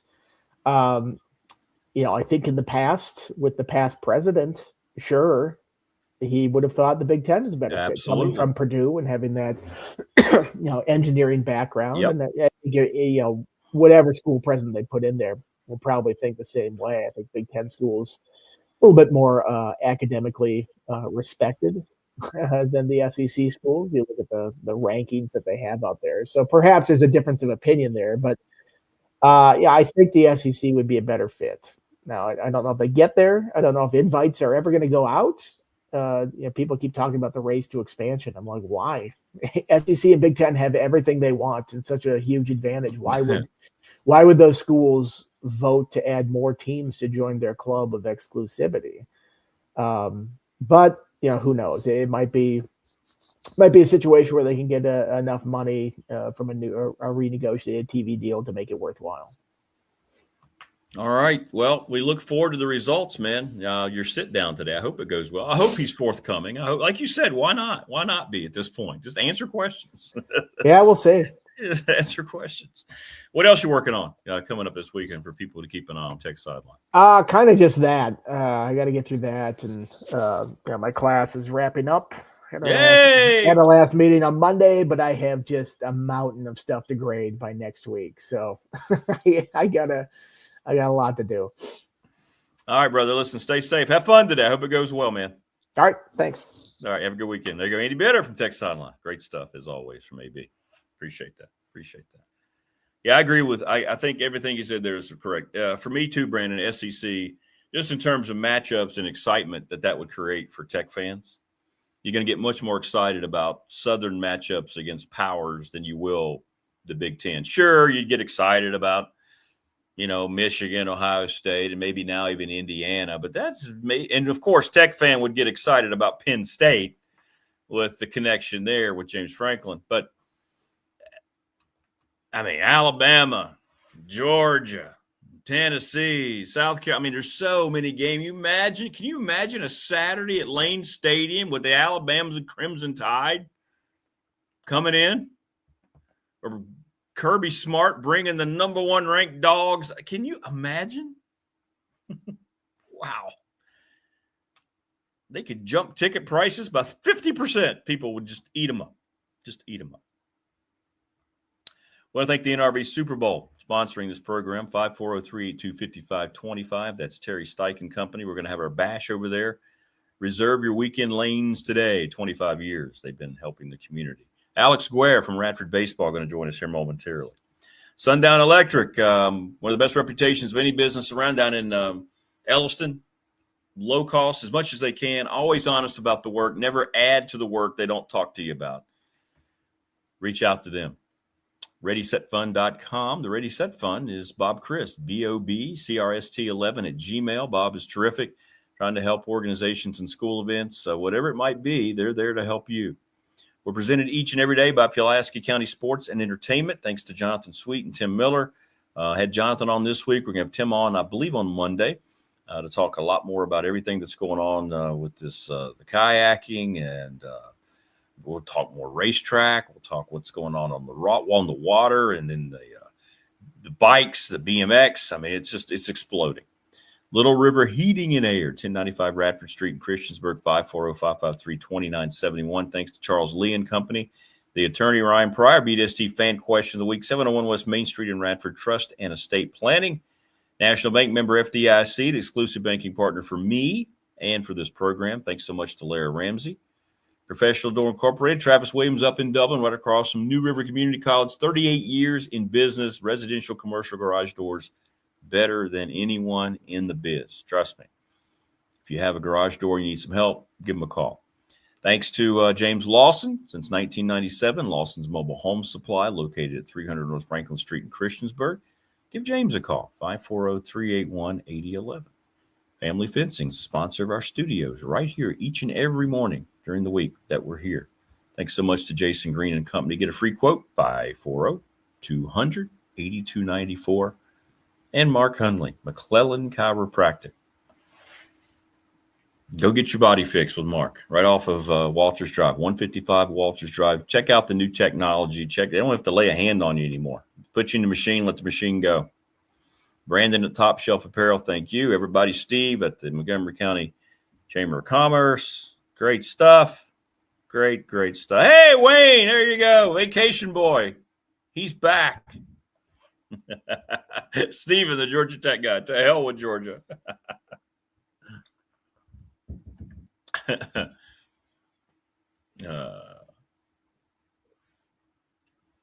Morris says the SEC from a sports perspective, the worst choice. Well, and even more specifically, SEC for a football perspective, maybe. The regional fit is what makes more sense, but has the Big Ten surpassed it in football? Are they on their way? We'll see. Basketball-wise, clearly the Big Ten is a much better league than the SEC. Baseball would be SEC hugely. Softball, there's some really good Big Ten programs, but for the most part, the SEC would win that too. But yeah, academically, no doubt, it would be the Big Ten. Exactly. Exactly. Who cares about academics? That's just crazy talk. When's the last time you heard about academics at any of these schools? Right?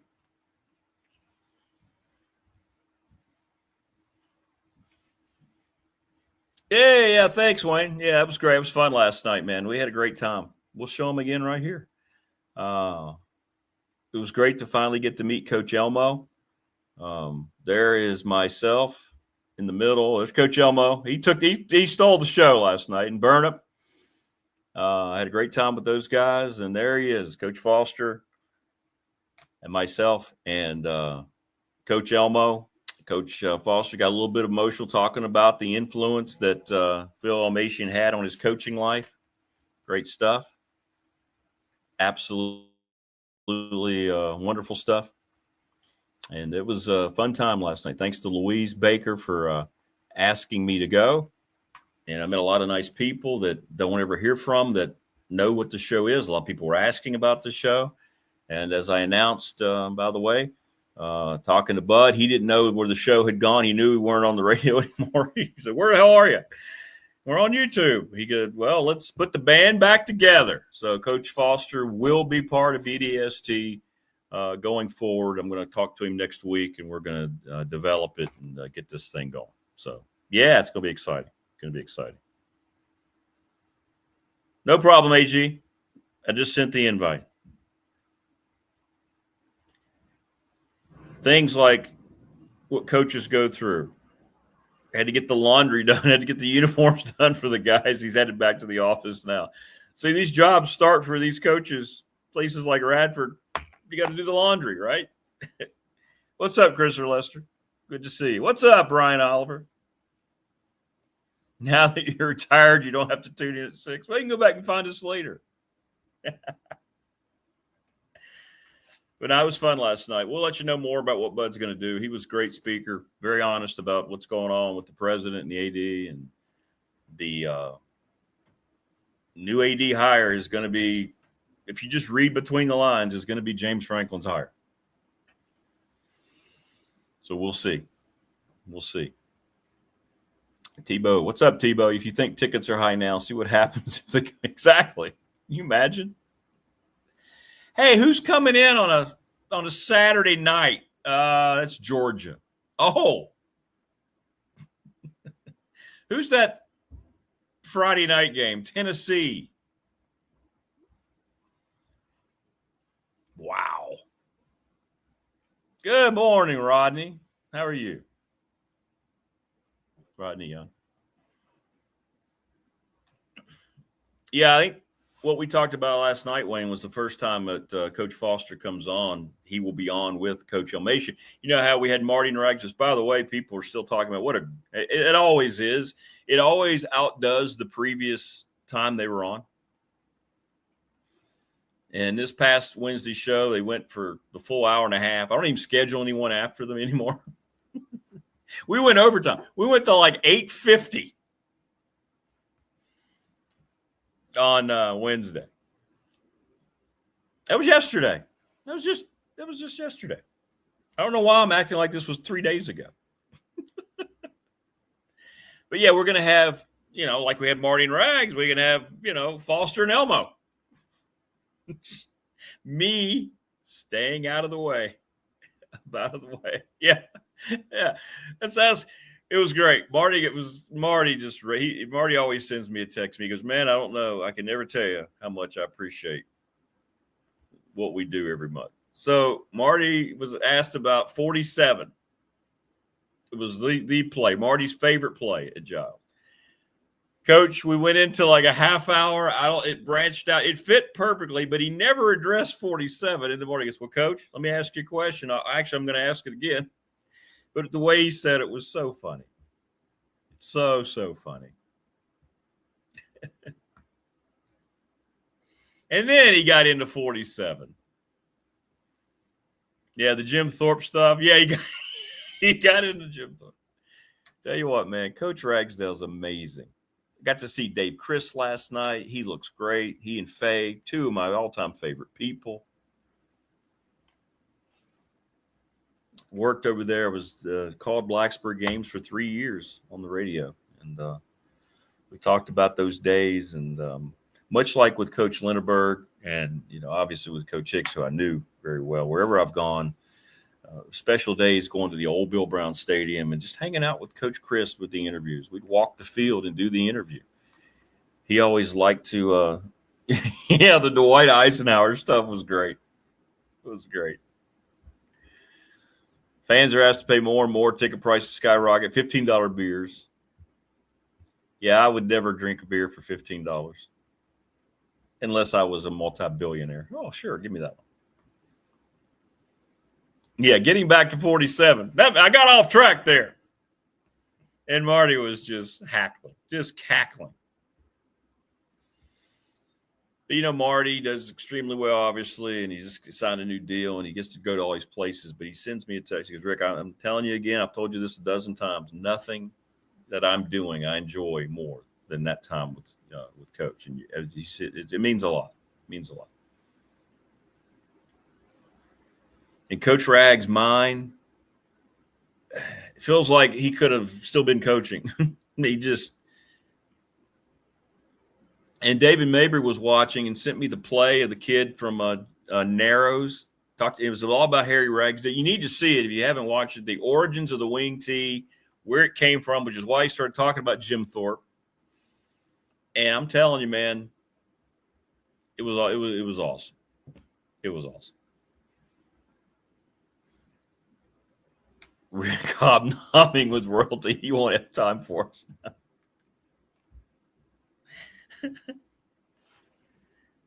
That was fun. And, and Bud was up there, referenced the show, and I was like, hey. I did the little turn and wave. You get the, people not really quite sure who you are. So you don't really get the big applause. You kind of get the hey, Rick Watson, ladies and gentlemen, Big Dog Sports Talk over here. Yeah, I didn't get this. That's what Bud got, and Coach Elmo gets right there. See the difference? There's your big timer. Man. Oh my! Oh no! That was out of nowhere. I'm going to try to, I haven't utilized that yet in the baseball broadcast. My last chance is this weekend for the Asheville series. So I'm going to see if I can do that. I'm going to throw in and, oh no. That was out of nowhere.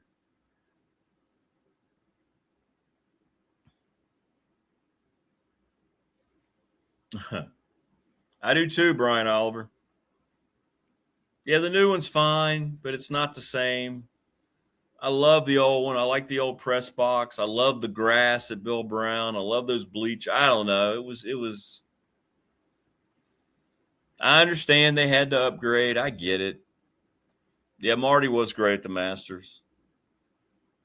But fun times last night over there. And, so we'll keep you updated on we don't know when Bud's going to start being on the program, but we'll work it out.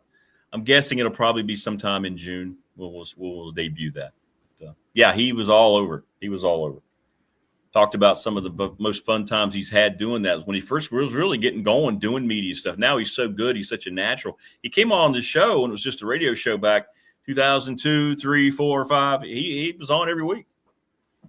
So, yeah. So keep an eye on that, and we'll have that for you coming up. Plus, we still have 2 announcements we haven't even talked about yet. So we're, doing our thing. Always doing his thing is that guy. It's Alex Guerra, the head baseball coach at Radford University. What's up, AG? Good morning. Morning, Rick. I look forward to your intro, your first line every week. It's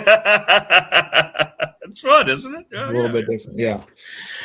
Well, we are getting down the home stretch, and we got our final home series in the Big South. You guys have been terrific in home conference series, and Asheville's coming in, not having a great year, but you throw that all out the window. They have a really good, one of the best hitters in the league. They've got a pitcher who's been named the starting pitcher of the week, so they've got some guys that are performing well coming to Radford, and now is where, I know you'll do it, but your guys are going to have to – it's tournament time, man, and mindset a little bit, right, this weekend. Yeah, you're killing me. You're killing me. Sorry. You're killing me. Look, they're a dangerous team. They haven't been swept all year in the league. They're going to fight. They're going to compete for all 3 days.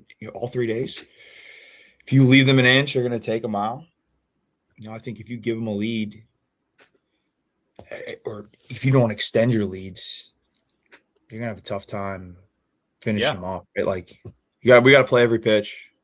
I saw a stat yesterday I thought was really interesting. 21 of their 31 losses are by 5 or more runs, and 14 out of their 19 wins are by 5 or less. So what I take out of that, to me, is that if you get on them and you're able to extend, I think you put yourself in a really good chance to win. If you let them hang around, man, you give them some momentum, it's going to be a dogfight. They're going to ride their starters out. All their starters are going to throw 100-plus pitches. They compete.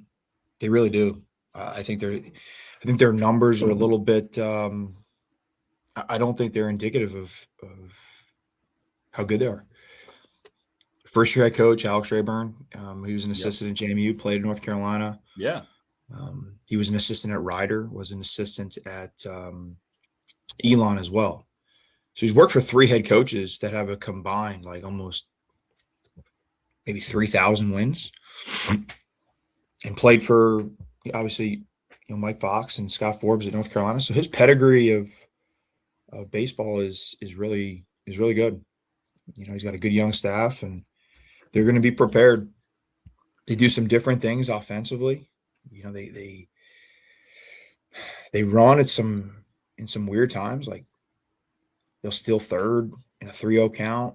They'll double steal and hit and run. They'll push bunt. They'll steal home off of a lefty. So, and they've got a couple hitters in there that if you miss, they're going to punish you. So like anything else in this game, we've got to go out there. We've got to take it. We've got to earn it. We got to play one pitch at a time, and we got to finish similar to what we did on Tuesday. I thought that was one of the better wins I've been a part of.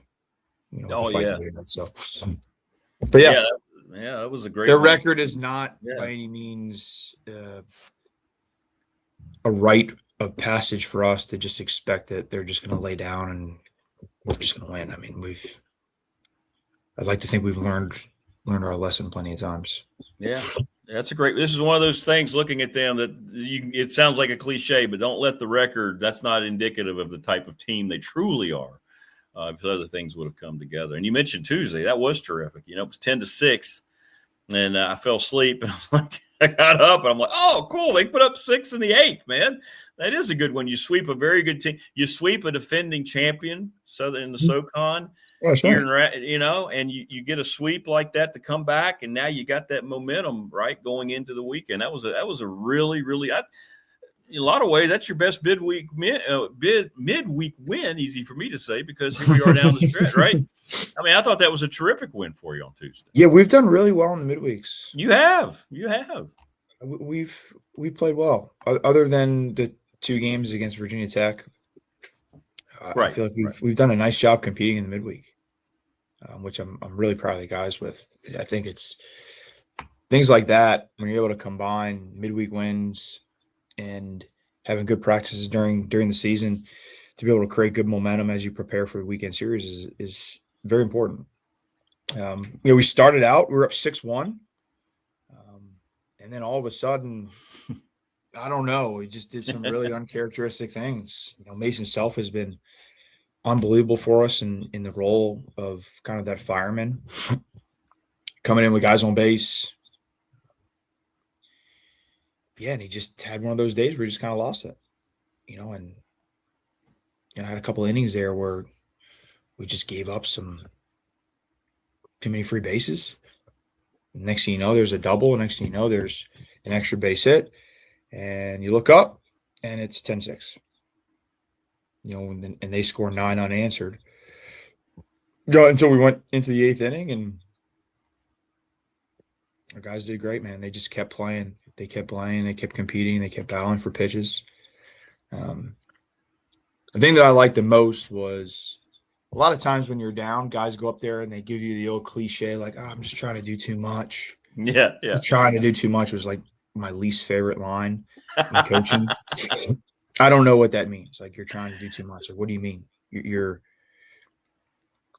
undersized. You have no home runs, and you're trying to hit a home run. Like, I'm confused. What do you mean by that? I felt like we did a really good job of taking it one at bat at a time and just passing the bat. It was a base hit, a walk, another base hit, another 2-strike hit, like a bunch of singles in a row, hit by pitch, double.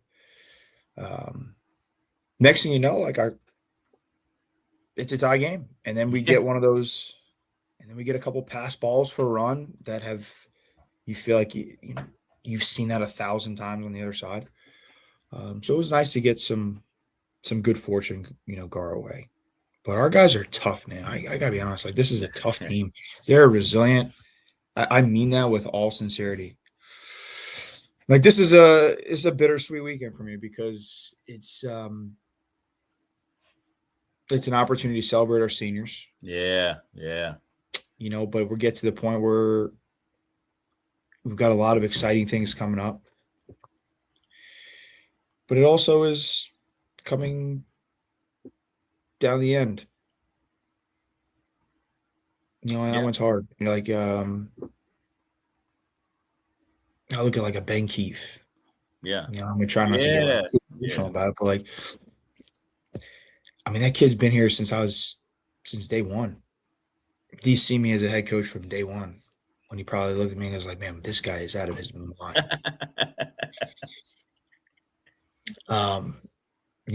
Knowing that it's coming down the end of hitting ground balls, Hunter Keenan shortstop, right? Those are some tough things. BWIT, like the story that Brady Whitaker's been on and what he's done for our team and the Whitaker family, right? It's just some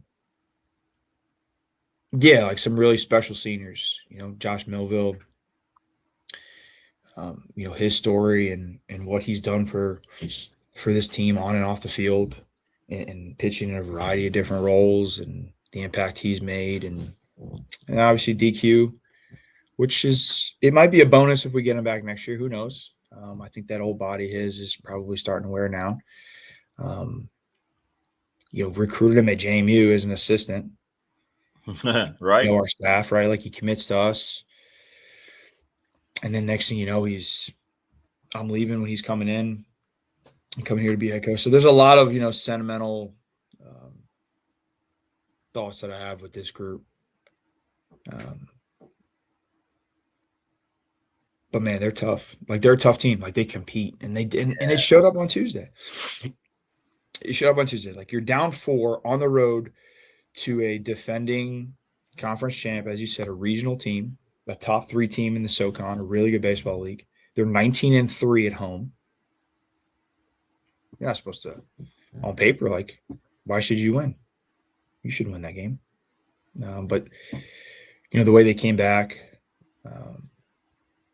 just gives me a lot of confidence in what this team can be going into the home stretch, Well, it is. It's always emotional. This is going to be even more so because of those guys and who they are and what they stand for as individuals. But as Wayne said, everything that you've gone through as a family this year, obviously, and the fact that this team has held together due to the large part of the leadership of all those guys that you mentioned. And I'm not ready to see number 13, not in not at the 6th spot. I don't want that to end either. I mean, I'm like you. It's like, no, it can't happen. Can't we just get them all an extra year? Can't they just all come back?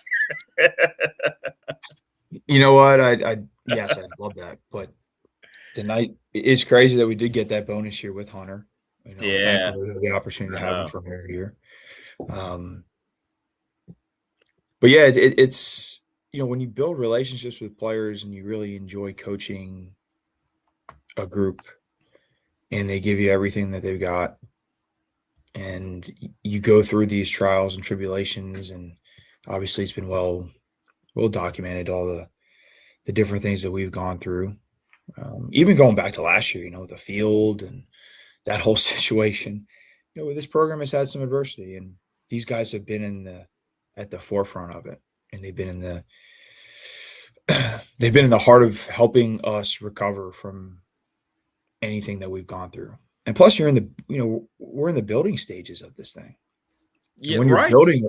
When you're building a program, you're going to have these ups and downs and these different flows throughout the season and throughout the year. And they've seen it all, especially Keith. Like, I chuckle every time I look at him. I'm like, man, you're the only one left, man. Can you believe this? No. So it's a special group, and I'm excited to honor them this year, and going to miss them, but we're definitely we got a long way to go this year as well. So, well, I'm going to ask you this next question. I'm not trying to put you on the spot to talk about it specifically, but I saw the SEC. They're going to go to the automated strike zone for their tournament. Oh, yeah. It's saying it on these broadcasts that it's going to come to college baseball, just like it's coming everywhere else, sooner than later, apparently. Are you for this? Are you? Yep. I got to be honest. I'm sitting there watching it. I don't understand how strike zone is one way and then it changes completely, and your pitcher has to adjust again and again 3 different times for the same umpire. It's got to stop, right? And especially in college baseball, reward the guys for hitting their spots. They don't do that, and we're going to see changing strike zones this weekend. And you've seen it every game. So it's due, isn't it? It's time for college baseball. Yeah, I do think it is. There's got to be some level of accountability for some of the egregious calls. And I'm not really talking about so you got TrackMan that will basically evaluate where every pitch is, right? Ball or strike. You get all the data on it. Does it have to be inside that TrackMan zone for it to be a strike every single time? No, I think that's unrealistic, right? But at the end of the day, my thing is the consistency of it. I think that's what it provides. Like, if you're calling that pitch that's down a strike, then call it a strike. If you're calling the pitch that's a ball off the plate a strike, call it a strike. It can't be a 50-50 flip, or if a coach says something to you, then all of a sudden you're changing your zone and vice versa. Like, it's got to be consistent throughout the entirety of the game. I think it'd be a good thing. Yeah. I think it'll hold those guys accountable. And I also think it'd be good for us coaches to be able to say, this guy actually is probably better than what I'm barking at him for. But I'm all for it. I don't know how it would work with like us at the mid majors and stuff like that. I don't think that'll be a thing. I think that'll be a challenge. I don't think it'll ever happen at anything lower than the SEC or the ACC. Yeah. Well, I think they're the money needs to get fixed. I know that somehow it needs to get fixed. It's hard. Like, stop bringing back the bad umpires. That's the first step. Yeah, exactly. Are you satisfied overall? Before we let you go, guys, we talked about this is a great time. They can just be baseball players. And I know they are. It kind of sounds like you're pleased with how they've segued out of the responsibilities of class and exams now to just focus on that, because I think Tuesday is a big indication that they are definitely settling in nicely. Oh, for sure. Yeah, very, very much so. We've been getting some work in earlier on in the day so they can kind of relax and enjoy time with each other for the rest of the day. And yeah, I think they're excited to not have to open up a book and worry about any of their finals anymore. Well, let people know we've got 6 o'clock tomorrow night. We got 4 o'clock on Saturday, and then senior day on Sunday. I think the weather's going to might be a little cooler, but I think we're okay, aren't we, weather-wise? It looks like we're okay. Yeah, we're fine. We'll be good to go. So, but emotional times, you have 3 games, people to come out and say hi and try to meet these dudes. They're very accessible. If you want to hang out and talk to them, they're great dudes. So come out and watch. So, and we're looking forward to it, man. Tomorrow. Hey, DVP is going to jump on Saturday with me. I heard. Yeah. Yeah. Will he be the color guy, I guess? I don't know. Yeah, will he be the analyst? Yeah, he's just gonna And you know how baseball broadcasts are actually, when you have 2 people like somebody like him, and you just kind of have a conversation the whole time. It'll be easy. Yeah, you'll be fine. We'll look up and it'll be the 7th inning. Oh, okay. Wow, that was fast. Yeah. Exactly. Yeah, you'll be good to go. All right, brother. Appreciate you, man. Good luck. Thanks, Looking Rick. forward to seeing you guys this weekend. All right, buddy. Appreciate it. All right, man. Take care of yourself. See you later. All right, there you go.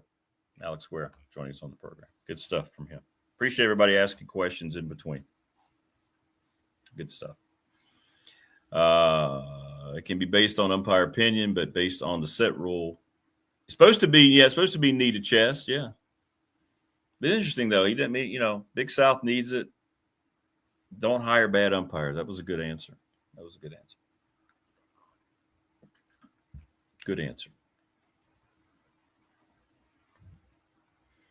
Yeah, he has been. He's been very even keeled about the whole thing. He's been very even keeled about keeping this team together and going into the next challenge next week. It's good stuff. Dwight Vick will be next. Boom. Yeah, Dwight Vick's coming up next. Good stuff today. Thanks again to all of our sponsors, which we've mentioned many, many times. Lawson's Mobile Home Supply, NRV Super Bowl, Top Shelf Apparel, Family Fencing, McClellan Chiropractic, Pulaski County Sports and Entertainment every day, Professional Door Incorporated, thanks to Louise Baker, Mike Burnham. Great to see Louise last night. Again, Louise, if you're watching, thanks for the invite. Little River Heating and Air, BDST Fan Question of the Week, National Bank member FDIC, the exclusive banking partner of the program. Professional Door Incorporated, family owned and operated, sponsor of our text line, ReadySetFund.com. Hut. Sundown Electric down in Elliston. NRB and National Bank member FDIC. Just awesome. Yeah, I give a shout out to Dave Brain. Got to meet Dave Brain last night. We're going to try to have Dave on with us at some point too. He said, I'm not really a computer guy, so we're going to work that out. Coach Elmo and I are going to try to work that out and have him on.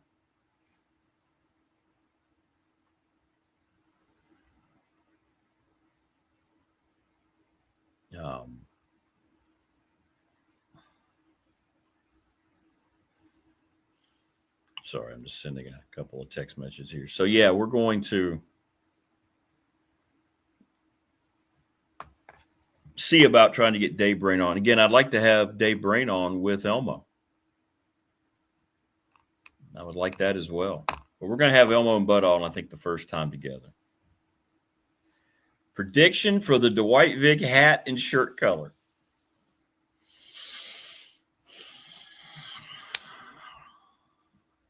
We've seen white recently. We've seen tech colors. What was it? Was it green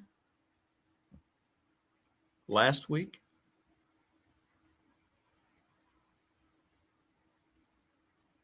I'm going to go, was it green or red last week.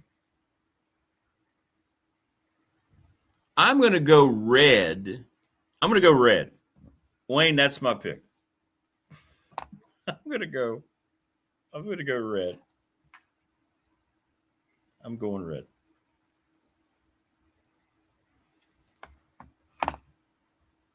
Oh, last night, like I said, it was Coach Foster took a lot of time on stage to talk about the influence of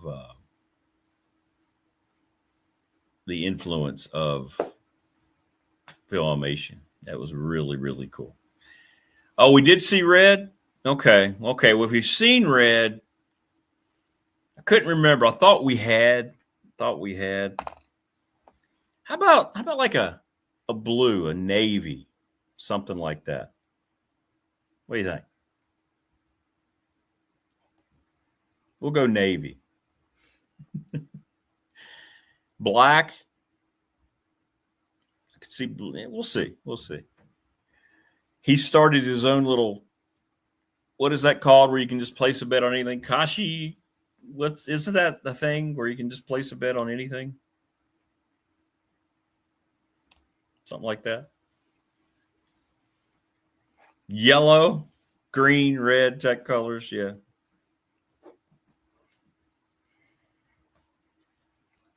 So, yeah, Coach Foster will be on the show. I'm guessing probably starting in June.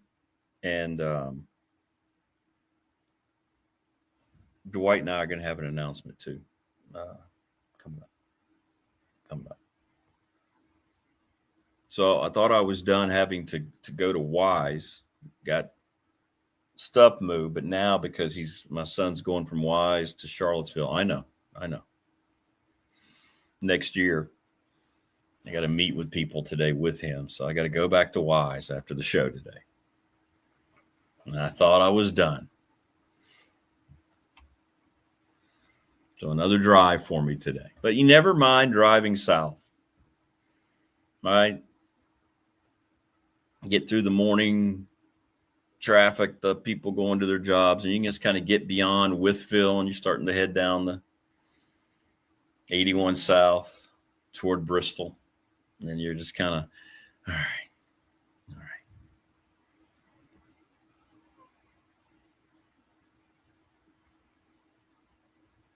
I see that, Morris. What is that building? Spirit Air. Oh, that's right, because Spirit went out of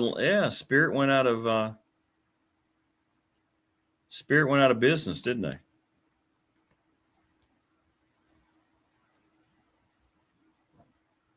Interesting.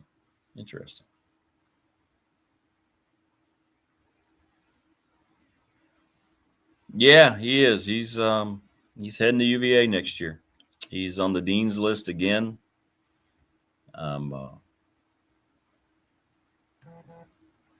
Enormously proud of him after what I think about where we were a year ago, and I've openly shared it here. He tried to take his own life, and as a parent, there's nothing that. I mean, there's no words. You can't describe what that was like, and to see what he's gotten into, it gets emotional. But yeah, he's taken the Wise, and now he's heading down to Charlottesville. That's where he's wanted to be. He's got a couple buds that go down there as well. So.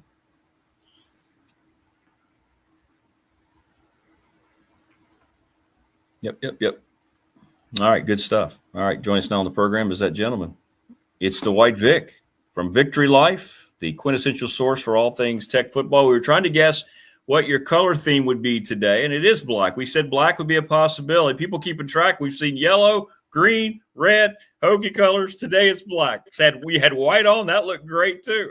What's up? Oh, man? Yeah, the white on white. Yeah, today's last couple of days here in Northern Virginia, man. It's been kind of gloomy with the weather and overcast. So I went, black, my The Wire, inspired by The Wire, the show, Baltimore. No, man. But good morning, man. How's everything going? How's the show going so far today? Oh, it's been fun. I got to hang out with royalty last night over at the Blacksburg Sports Club. With Coach Foster was the speaker, and he and Burnip were on stage together. And Coach Elmo, got him in, and he ended up taking over the show. You know, it was great. It was just, and Coach Foster got a little emotional talking about the importance of Coach Elmo and what he meant to him as a younger coach, and what he taught him about defense, and how that kind of set the thing in motion the 2 years that he was there prior to the Sugar Bowl win. It was a really good night. Really good night. So I think just from what I've seen, is that tour thing they do? No, they've done it, yeah. But this was at the Blacksburg Sports Club. It was the last meeting of the season, and Louise Baker invited me as her guest. So I said, "Yeah, let's go." And so they'll resume in August. And Bud was the keynote speaker last night. So, but they did it like that, like the town hall type of thing. Yeah. I went to one in Northern Virginia, at the Waterford several years ago. It was nice. It's really cool to see them on stage. And Bud is so insightful now, like his perspective on his career as a coordinator, as a coach, and then Almation can take over a room. Like, he is a great storyteller. I watch him often on your show, but he's just, he has got so much perspective. I like hearing the OGs, the older guys, talk about not just their coaching, but how the game and how life has changed, good or bad. Like, I always feel like I learned something when I could listen to, a Bud, a Beamer, and Almation. I think that's the cool thing about, like, perspective. I think sometimes we try to rush those guys out the door, and we want to hear from the newer age people as far as, like, their takes on scheme and coaching and life. And that's cool because they have something to say too. But I always feel like you can learn something. Like, when you have legendary coaches on, like, I was just actually listening late last night to a podcast about the great Kozlowski that coached at Bethel for so many years. He passed away. And Mike London, who played for him, it was on Rusty Bird's show, his podcast. And Rusty had all these former Bethel High School players. It was like 6 of them on the panel just talking about Kozlowski. And I was like, wow, because I only knew Coach Koz my 4 years in Hampton High when Iverson was there. But I knew he was a legend. But when you hear people talk about it, his legacy and what he did for coaching football and track and the state championships, it's really cool. So Bud is, I was just with Bud a few months ago for Ronyo Whitaker's funeral. Him and Coach Steinspring came, and he looked great. And I look at him, I'm like, man, like, he's still, is Bud Foster to me when I look at it, even though I'm older now, I'm no longer a kid myself, but it's just still cool to see him. And he really cares about Virginia Tech. Wayne says, DV, that video of your cousin Beamer hugging and talking makes my heart full. Their admiration and respect for each other is palpable. Yeah, no doubt about it. I saw that. That was on that Hokie Stone series. Yeah. That warmed my heart too. That the picture that's surfacing around the internet, as well as that clip. I always look at that and say, 2 guys came together to put Virginia Tech University, the football program, on the map on another level. And Beamer, man, there'll never be another Beamer. I mean, he really cared about his players, and he really cared about Virginia Tech. That's why I tell you all the time, every now and then, when we talk about nostalgia and history, how we will never have those kind of coaches again. That's not to say Franklin or Tony Elliott does not care. What I'm talking about, as far as, like, you think about a teacher you had that's been at a middle school for 17, 30 years, that you had, your older brother had, your cousin had, or your neighbors. Kind of like how before we had specialty programs and academies, you went to your high school from elementary to middle school. Kind of like that show, The Wonder Years, right? Yeah. The Wonder Years, how, you walked to school and you had your books, and the nostalgia from the consistency of life, right? How you knew on Fridays you had this. On Saturday mornings, you would wake up to your mom that's kind of like when I look at Beamer, he reminds me of a great time in my life, a time I will never get back. And him and Mike, when I see him and Mike together, it's really cool, man, because of what they did in that short amount of time, which felt like forever, but it was only a few years. But it felt like it was 10, because those Saturday afternoons in the Blacksburg, or those great runs against Boston College and Pittsburgh Mike had, and the talent and just the greatness of them two coming together. And, you know, Beamer was smart, because this was during the time where Ronald Curry, rightfully so, was the best player in the country. And Mike, in the same district, 15 minutes away in Newport News, was just as good. Not on the level of saying he was better than Ronald, but he was a dynamic player. And Tech was smart to put all their eggs in Mike's basket, with the help of yours truly. I was going to say, they had a little help. They had a little help. Just a little. Yeah, so I mean, it worked out really well. They made history together that hopefully can be duplicated in a way where we start getting wins like that again. And it, you know, contrary to, you know, to misconceptions, the one great thing about those two is that they were humble, and it wasn't just them; it was the entire program. Like, it, you know, you had Andre Davis, and you had Matt Lair and Dave Cadella. You had Andre Kendrick. You had great Ricky Hall, great players. It wasn't just Mike and Beams. How close? You've mentioned this before. I get this. I meant to ask this a couple of weeks ago because you mentioned it. How close was Mike to saying yes to Syracuse? Right. That was close. Well, that was, you may have been the tipping point, which is why he did. And that was something, right, that because of the vibe that he had for that, you know, that program and the quarterbacks that had been there. How close was that to this whole history that we have now with him in Blacksburg may not have happened? I think that's always the fun part about it, right? Whether you talk about a 30 for 30 or a VH1 behind the music documentary, like how somebody was so close to leaving the band, or almost didn't go on tour, and it never almost didn't happen.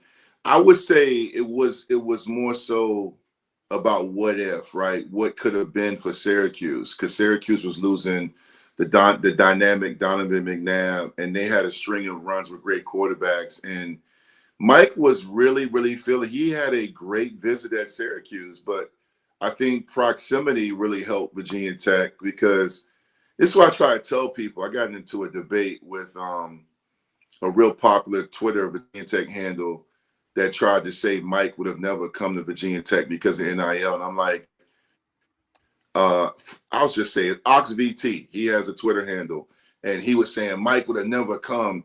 And I'm like, how you going to tell me of all people? And he was like, in the day of NIL, he was like, there's no way he would have come. He wouldn't, you know, because he was venting because Tech was losing and he was mad. And I said, listen, Mike loved being close to home. He is a guy that loves to fish. Syracuse was too far. It was too cold. Even though Tech gets really, really cold, Syracuse gets colder.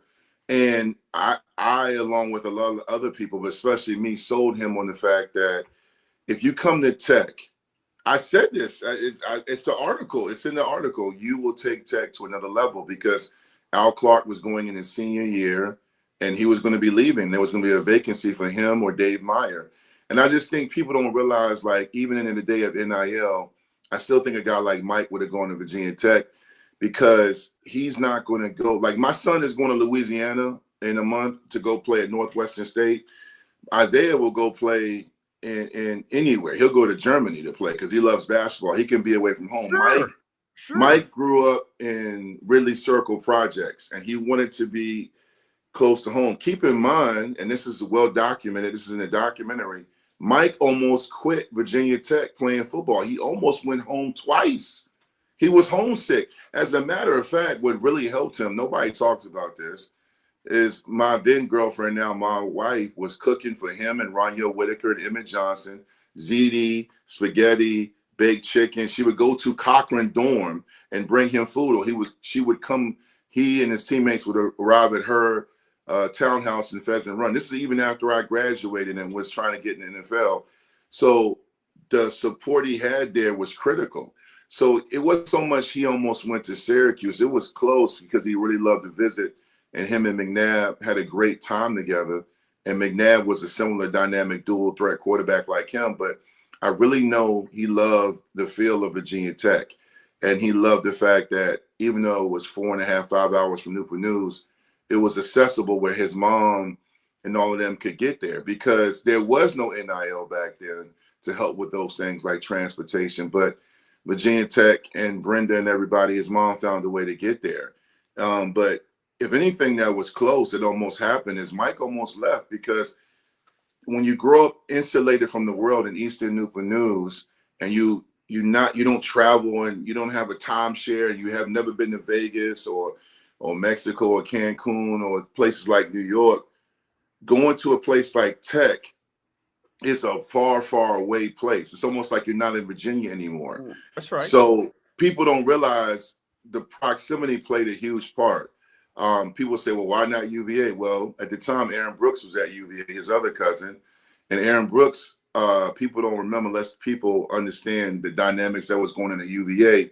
Aaron Brooks was being misused some at UVA. I mean, I thought Aaron Brooks was one of the best quarterbacks in ACC history, was a great 7.57 legend quarterback at Ferguson High School. But if you remember, they had Mike Groh and Aaron Brooks. So they kind of were doing the back and forth. Well, I knew what they were doing. So I told Mike how Beamer and Ricky Bussell were going to use him. So if anything, it was a big culture shock coming to Tech. But I think having family and even teammates he got close to made him feel more at home. And then also, I think, too, like, just for those wondering, the NIL question, I just want to remind people that, like I told OxVT on Twitter, Mike would have gotten so many deals at Virginia Tech, he would have never had to leave. Because keep in mind, he would have had, if the Boozer twins are getting commercials, imagine Mike at Virginia Tech. He would have had Nike, he would have had billboards, he would have never had to leave. As a matter of fact, here's one no one's ever said before. If NIL existed at during that time when Mike and I played, Mike would have never declared. I shouldn't say never.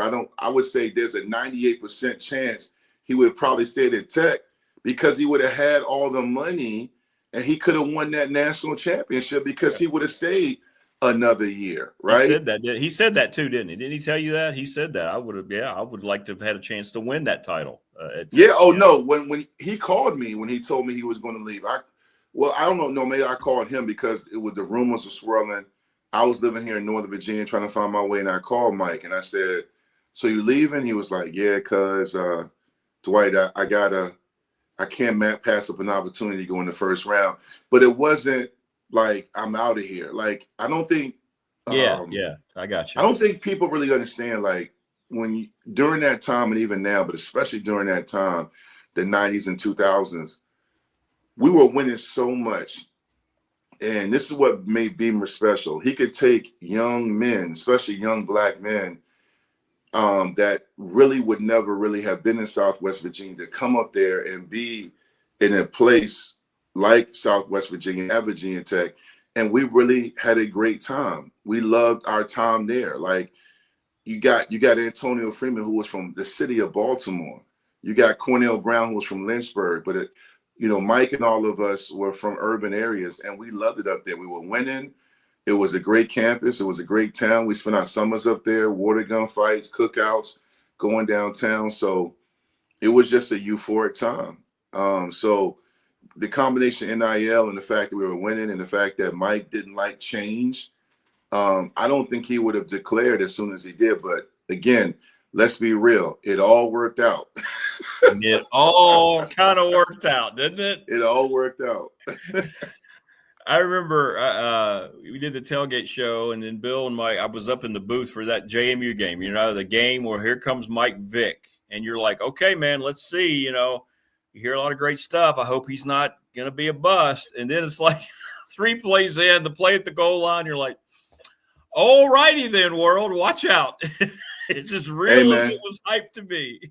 I was at home. I was playing arena football at that time, and I remember it wasn't televised. I was listening on the radio. This is before all the channels, all the streaming services. There was no ESPN3, ESPN Plus. So I'm listening to Bill Roth and Mike Burnup on the radio like it's 1957. And Roth, he's like, Vic drops back, blah, blah, blah. He takes off, touchdown Tech. And I was like, what? Like he just dropped back and off a quarterback draw. But to be honest with you, and you could probably ask guys like Andre Davis this or anybody that was there during that time, it wasn't a surprise. I said to people, and I said to anyone that would listen when I was in Hampton, Virginia, that Mike was going to do that. I said when he was redshirting to the Collegiate Times, I said they did an article on me, a feature on me, and the interview took place in the field house. And I said that Mike was going to change and revolutionize the position. I said all this. I said Tech has never had a quarterback. And keep in mind, when I said Tech had never had a quarterback like him before, they had some great ones. Maurice DeSazo was nothing to sneeze at. Absolutely. Maurice DeSazo was one of the best quarterbacks in Tech history as far as his dual threatness and how he was able to just make plays. At one time, going into his senior year, he was a dark horse for the Heisman. So Maurice, as they say, he did the damn thing. But Mike was just special because he was always a hard worker. He was very humble, and he had a natural gift to throw the deep ball, as we talk about. And it was the perfect storm because the players around him were also veterans. That defense, people always say, how will you know Virginia Tech is back? I always say, look at the defense, the culture around that team. Tech has always been really good when they had great defenses. And then and now, modern era, and now, like if you talk about like that defense featured Corey Moore, John Engelberger, Carl Bradley, Nate Williams, Chad Beasley, David Pugh, and so on and so on. Linebackers, Jamel Smith, Michael Hawks. The secondary was amazing with Ike Charlton, who's now coaching at Norfolk State, Anthony Midget, who's coaching at Virginia Tech. Those corners, Roniel Whitaker and Larry Austin were the backups who played a lot. I mean, Philip Summers, Corey Bird. The only knot was safety, where Nick Sorson was a great safety, but he wasn't the starter that year. Reggie Samuel, a.k.a. Mookie, got hurt in the spring, and Nick stepped up and started that year. But that team, and don't forget Ben Taylor, who was a psychopath. Yeah. I mean, so again, he was a psychopath. In a good way. For Ben's my guy. Love Ben, yeah. Old number 40. Yeah. Yeah. So I just those guys, and that's what I mean about household names, and hopefully Virginia Tech can get back to that with Franklin, where we really know the players. Like I don't mean just because they move around. I'm saying like we knew those players then because they were worth knowing. I know some players now because I want them off the field because they're getting beat. They're getting called for holding every play, or they're not making plays. They're letting the ball just get caught over them. So I'm like, who is this kid? Why is he? When I talk about those teams or even teams similar to them, we knew their names because they made plays. Right. And that's the beauty. I tell people, whether it's football, basketball, gymnastics, baseball, your legacy becomes cemented when you become a playmaker, when you become worth watching, when you know that on 3rd and 5, he's going to make that play. That's what I miss. I miss, watching the game. We're up 17, knowing we're going to give away a lead. I hate that. Yeah. Yeah. You know what I'm saying? It doesn't matter what the score is. You're thinking, it doesn't matter. This just doesn't matter. Yeah. Mm-hmm. No doubt. So a lot of guys are recognized, and a lot of the good guys that we definitely know, obviously, that get celebrated and written about. Who, in your mind, is there one guy? Because I saw this come up on X, and I was thinking about it. I said, I'm just going to ask Dwight.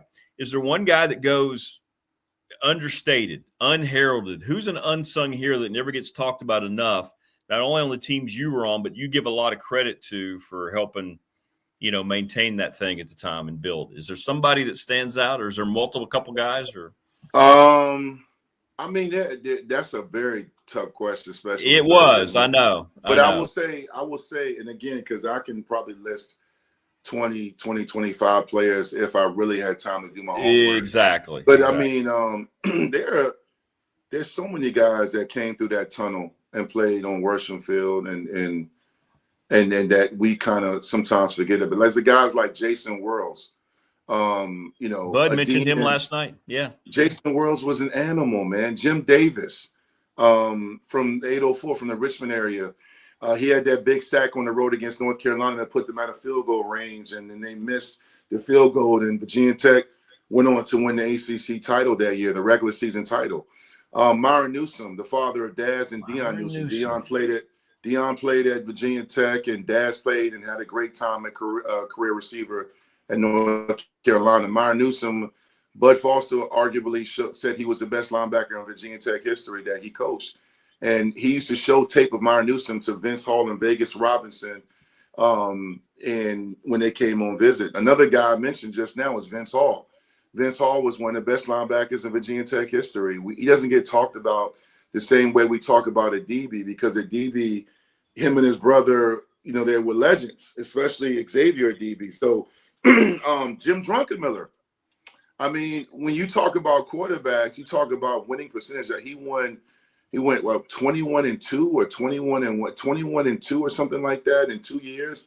He took Tech to the Sugar Bowl win over Texas, and he also won the conference with a 10-1 record and played in the Orange Bowl against the two-time defending national championship Nebraska Huskers. So Jim Druckenmiller is a quarterback that you don't see a lot of highlights about. You hear his name. I'm just like, why do we not talk about Jim Druckenmiller? And maybe because when you start moving on with, careers, you look at the more modern era, Gerard Evans and things like that. But there's so many players, man. And I love this question because it makes me reminisce and think. But there's a lot of guys. I mean, I'm going to tell you a guy that I think, really, really came on and cemented himself as somebody that was really great was Greg Stroman. I think Greg Stroman out of Stonewall Jackson High School, now called Union Reed High School, he had punt return records. He was a great cornerback. I thought Beam should have played him on offense as well. But, when you talk about household names, that's great. But there are so many guys that were unsung heroes that had great careers that we sometimes forget about. Because, I mean, when you talk about football, there's so many players every year that come onto the team. But that is probably a great topic that I would like for you to keep asking me throughout our segments every now and then, right? Yeah. Because it gives the fans a chance to get on their phone and Google or be like, oh, yeah, remember him? Because, again, Jason Worlds was a savage, right? I mean, you forget about him, man, because he was so good. Another linebacker I think about is Gavea Winslow. Out of Northern Virginia, out of Loudoun County. Gavea Winslow just was consistent. And one of my favorite players of all time was Cody Grimm. Did I say it right? Grimm? Yeah. Cody Grimm. The outside linebacker. I mean, Cody Grimm, man, he was undersized. He was tough as nails. And, it's one of those players like, if you walked in the room, he wasn't going to really catch your attention. But on game day, he caught your attention. So it's just one of those things, man, where Tech has just had their fair share of legends. And when I say legends, obviously you know about the household names, but I'm talking about guys that won games for you that we sometimes forget about. Exactly. For me, it's I was a huge fan of Willie Pyle.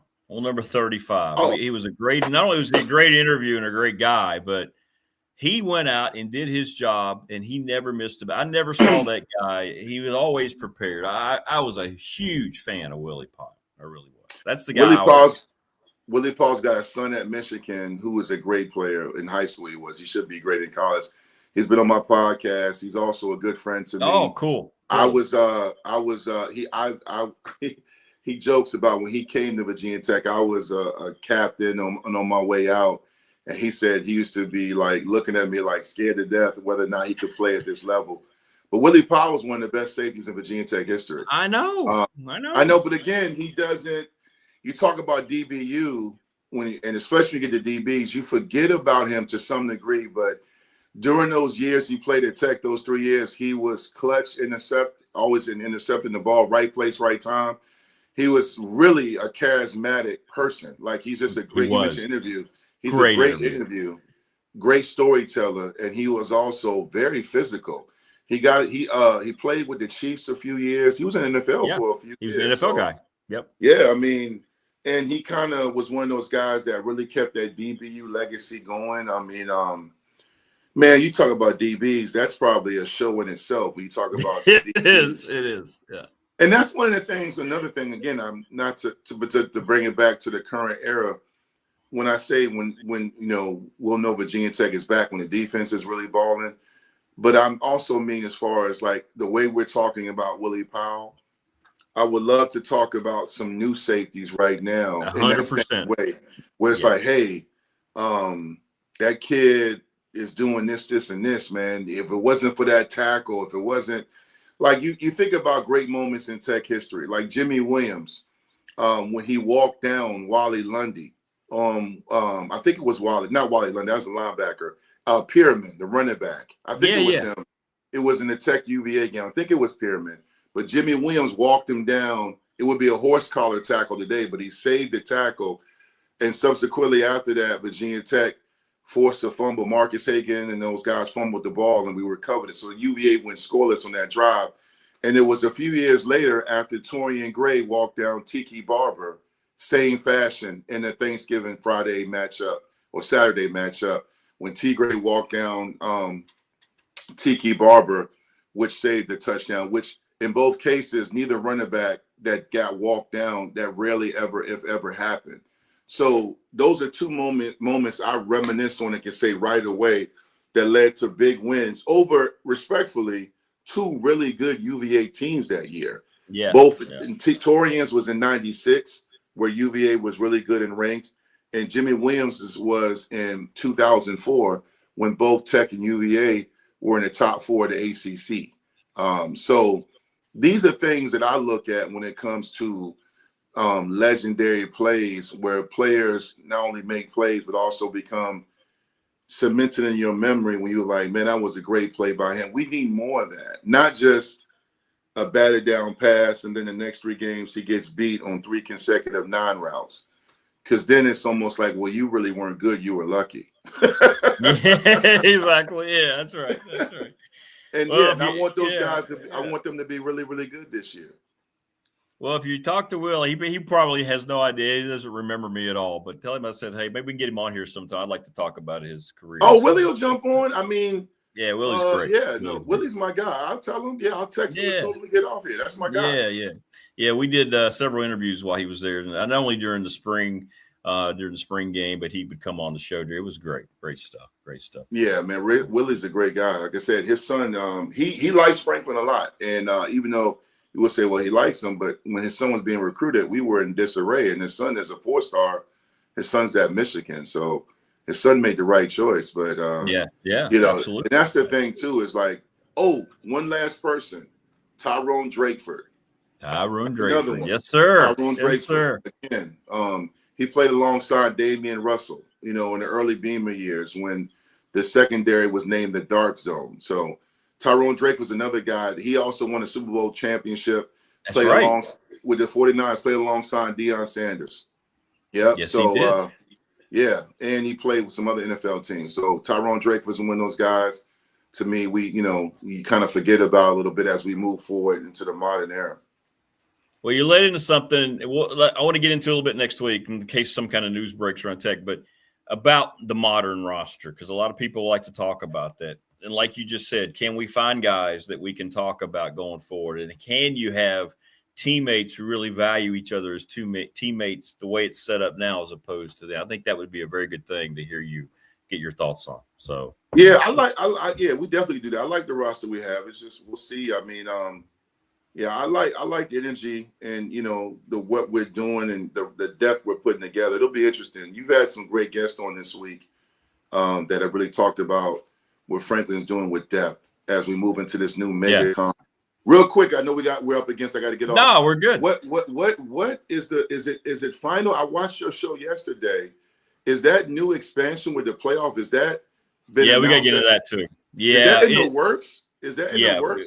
The coaches voted for it, which means the coaches already know that they've been told, if you guys want to do this, we're going to do it. So they're going to skip 16 I don't know when it'll be implemented. You got the new TV deals coming up here in a couple of years. You've got the rumors about expansions. They're going to time this to where it's going to be instituted. So, yeah, the 24 playoff is coming. Today they're going to sign off on officially the NCAA tournament going up to 76. And then I don't know when it'll be official, but I would expect sometime either during or after the 26 football season, we'll get the word that in 2028, the playoff will be 24 teams. Yes. Yeah. So just real quick. So the NCAA tournament, when will that will be in effect this coming tournament? This coming year. Yeah. The 26-27 tournament. So the NCAA tournament and college football, basketball and football are expanding their playoffs. Wow. Bigger. Yeah. Money. The money grab. That's what it is. They got to pay people, right? That's what this is. It's the only thing that makes sense. 76 teams. Wow. I know. Yeah. I know. Well, I you know what? As a basketball aficionado, that's great as far as just watching games. The one that's going to be weird, we'll talk about it. I know we got to go. Is the we'll do that next week. Yeah. 24 teams is insane. But we'll see. Anyway, thank you, Rick. Appreciate you. Great stuff, man. People loving hearing you talk about those guys, man. That's awesome. Yeah, thank you, man. You just go. It's great. It's great. So I was like, wow, how does he do it? Yeah, man. Yeah, I can do that, but then I forget where I put my glasses at. I know. I forgot my keys driving out the other day in my truck. I'm sitting there, why won't the truck start? Oh, yeah, I left the key fab in the house for the second time. No doubt, man. All right, man. You have a great week. All right, brother. You too, man. Have a great weekend. Take care. All right. We got some good stuff to talk about next week with Dwight. All right, great stuff as always. It's been a hell of a week of shows already. We got one more tomorrow. We'll see how it unfolds. Everybody enjoy the rest of your day.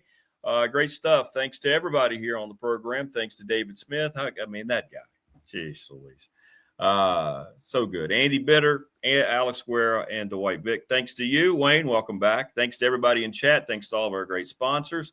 Subscribe, like, and share the channel. We're growing. But Foster's going to be on here. We got 2 more announcements I haven't even gotten to yet. So I need your support. Thanks for your support. It's the reason that and our great sponsors. We try to do the best we can. Everybody stay safe. We'll see you tomorrow on the Finally Friday edition. Take care, everybody. Enjoy the rest.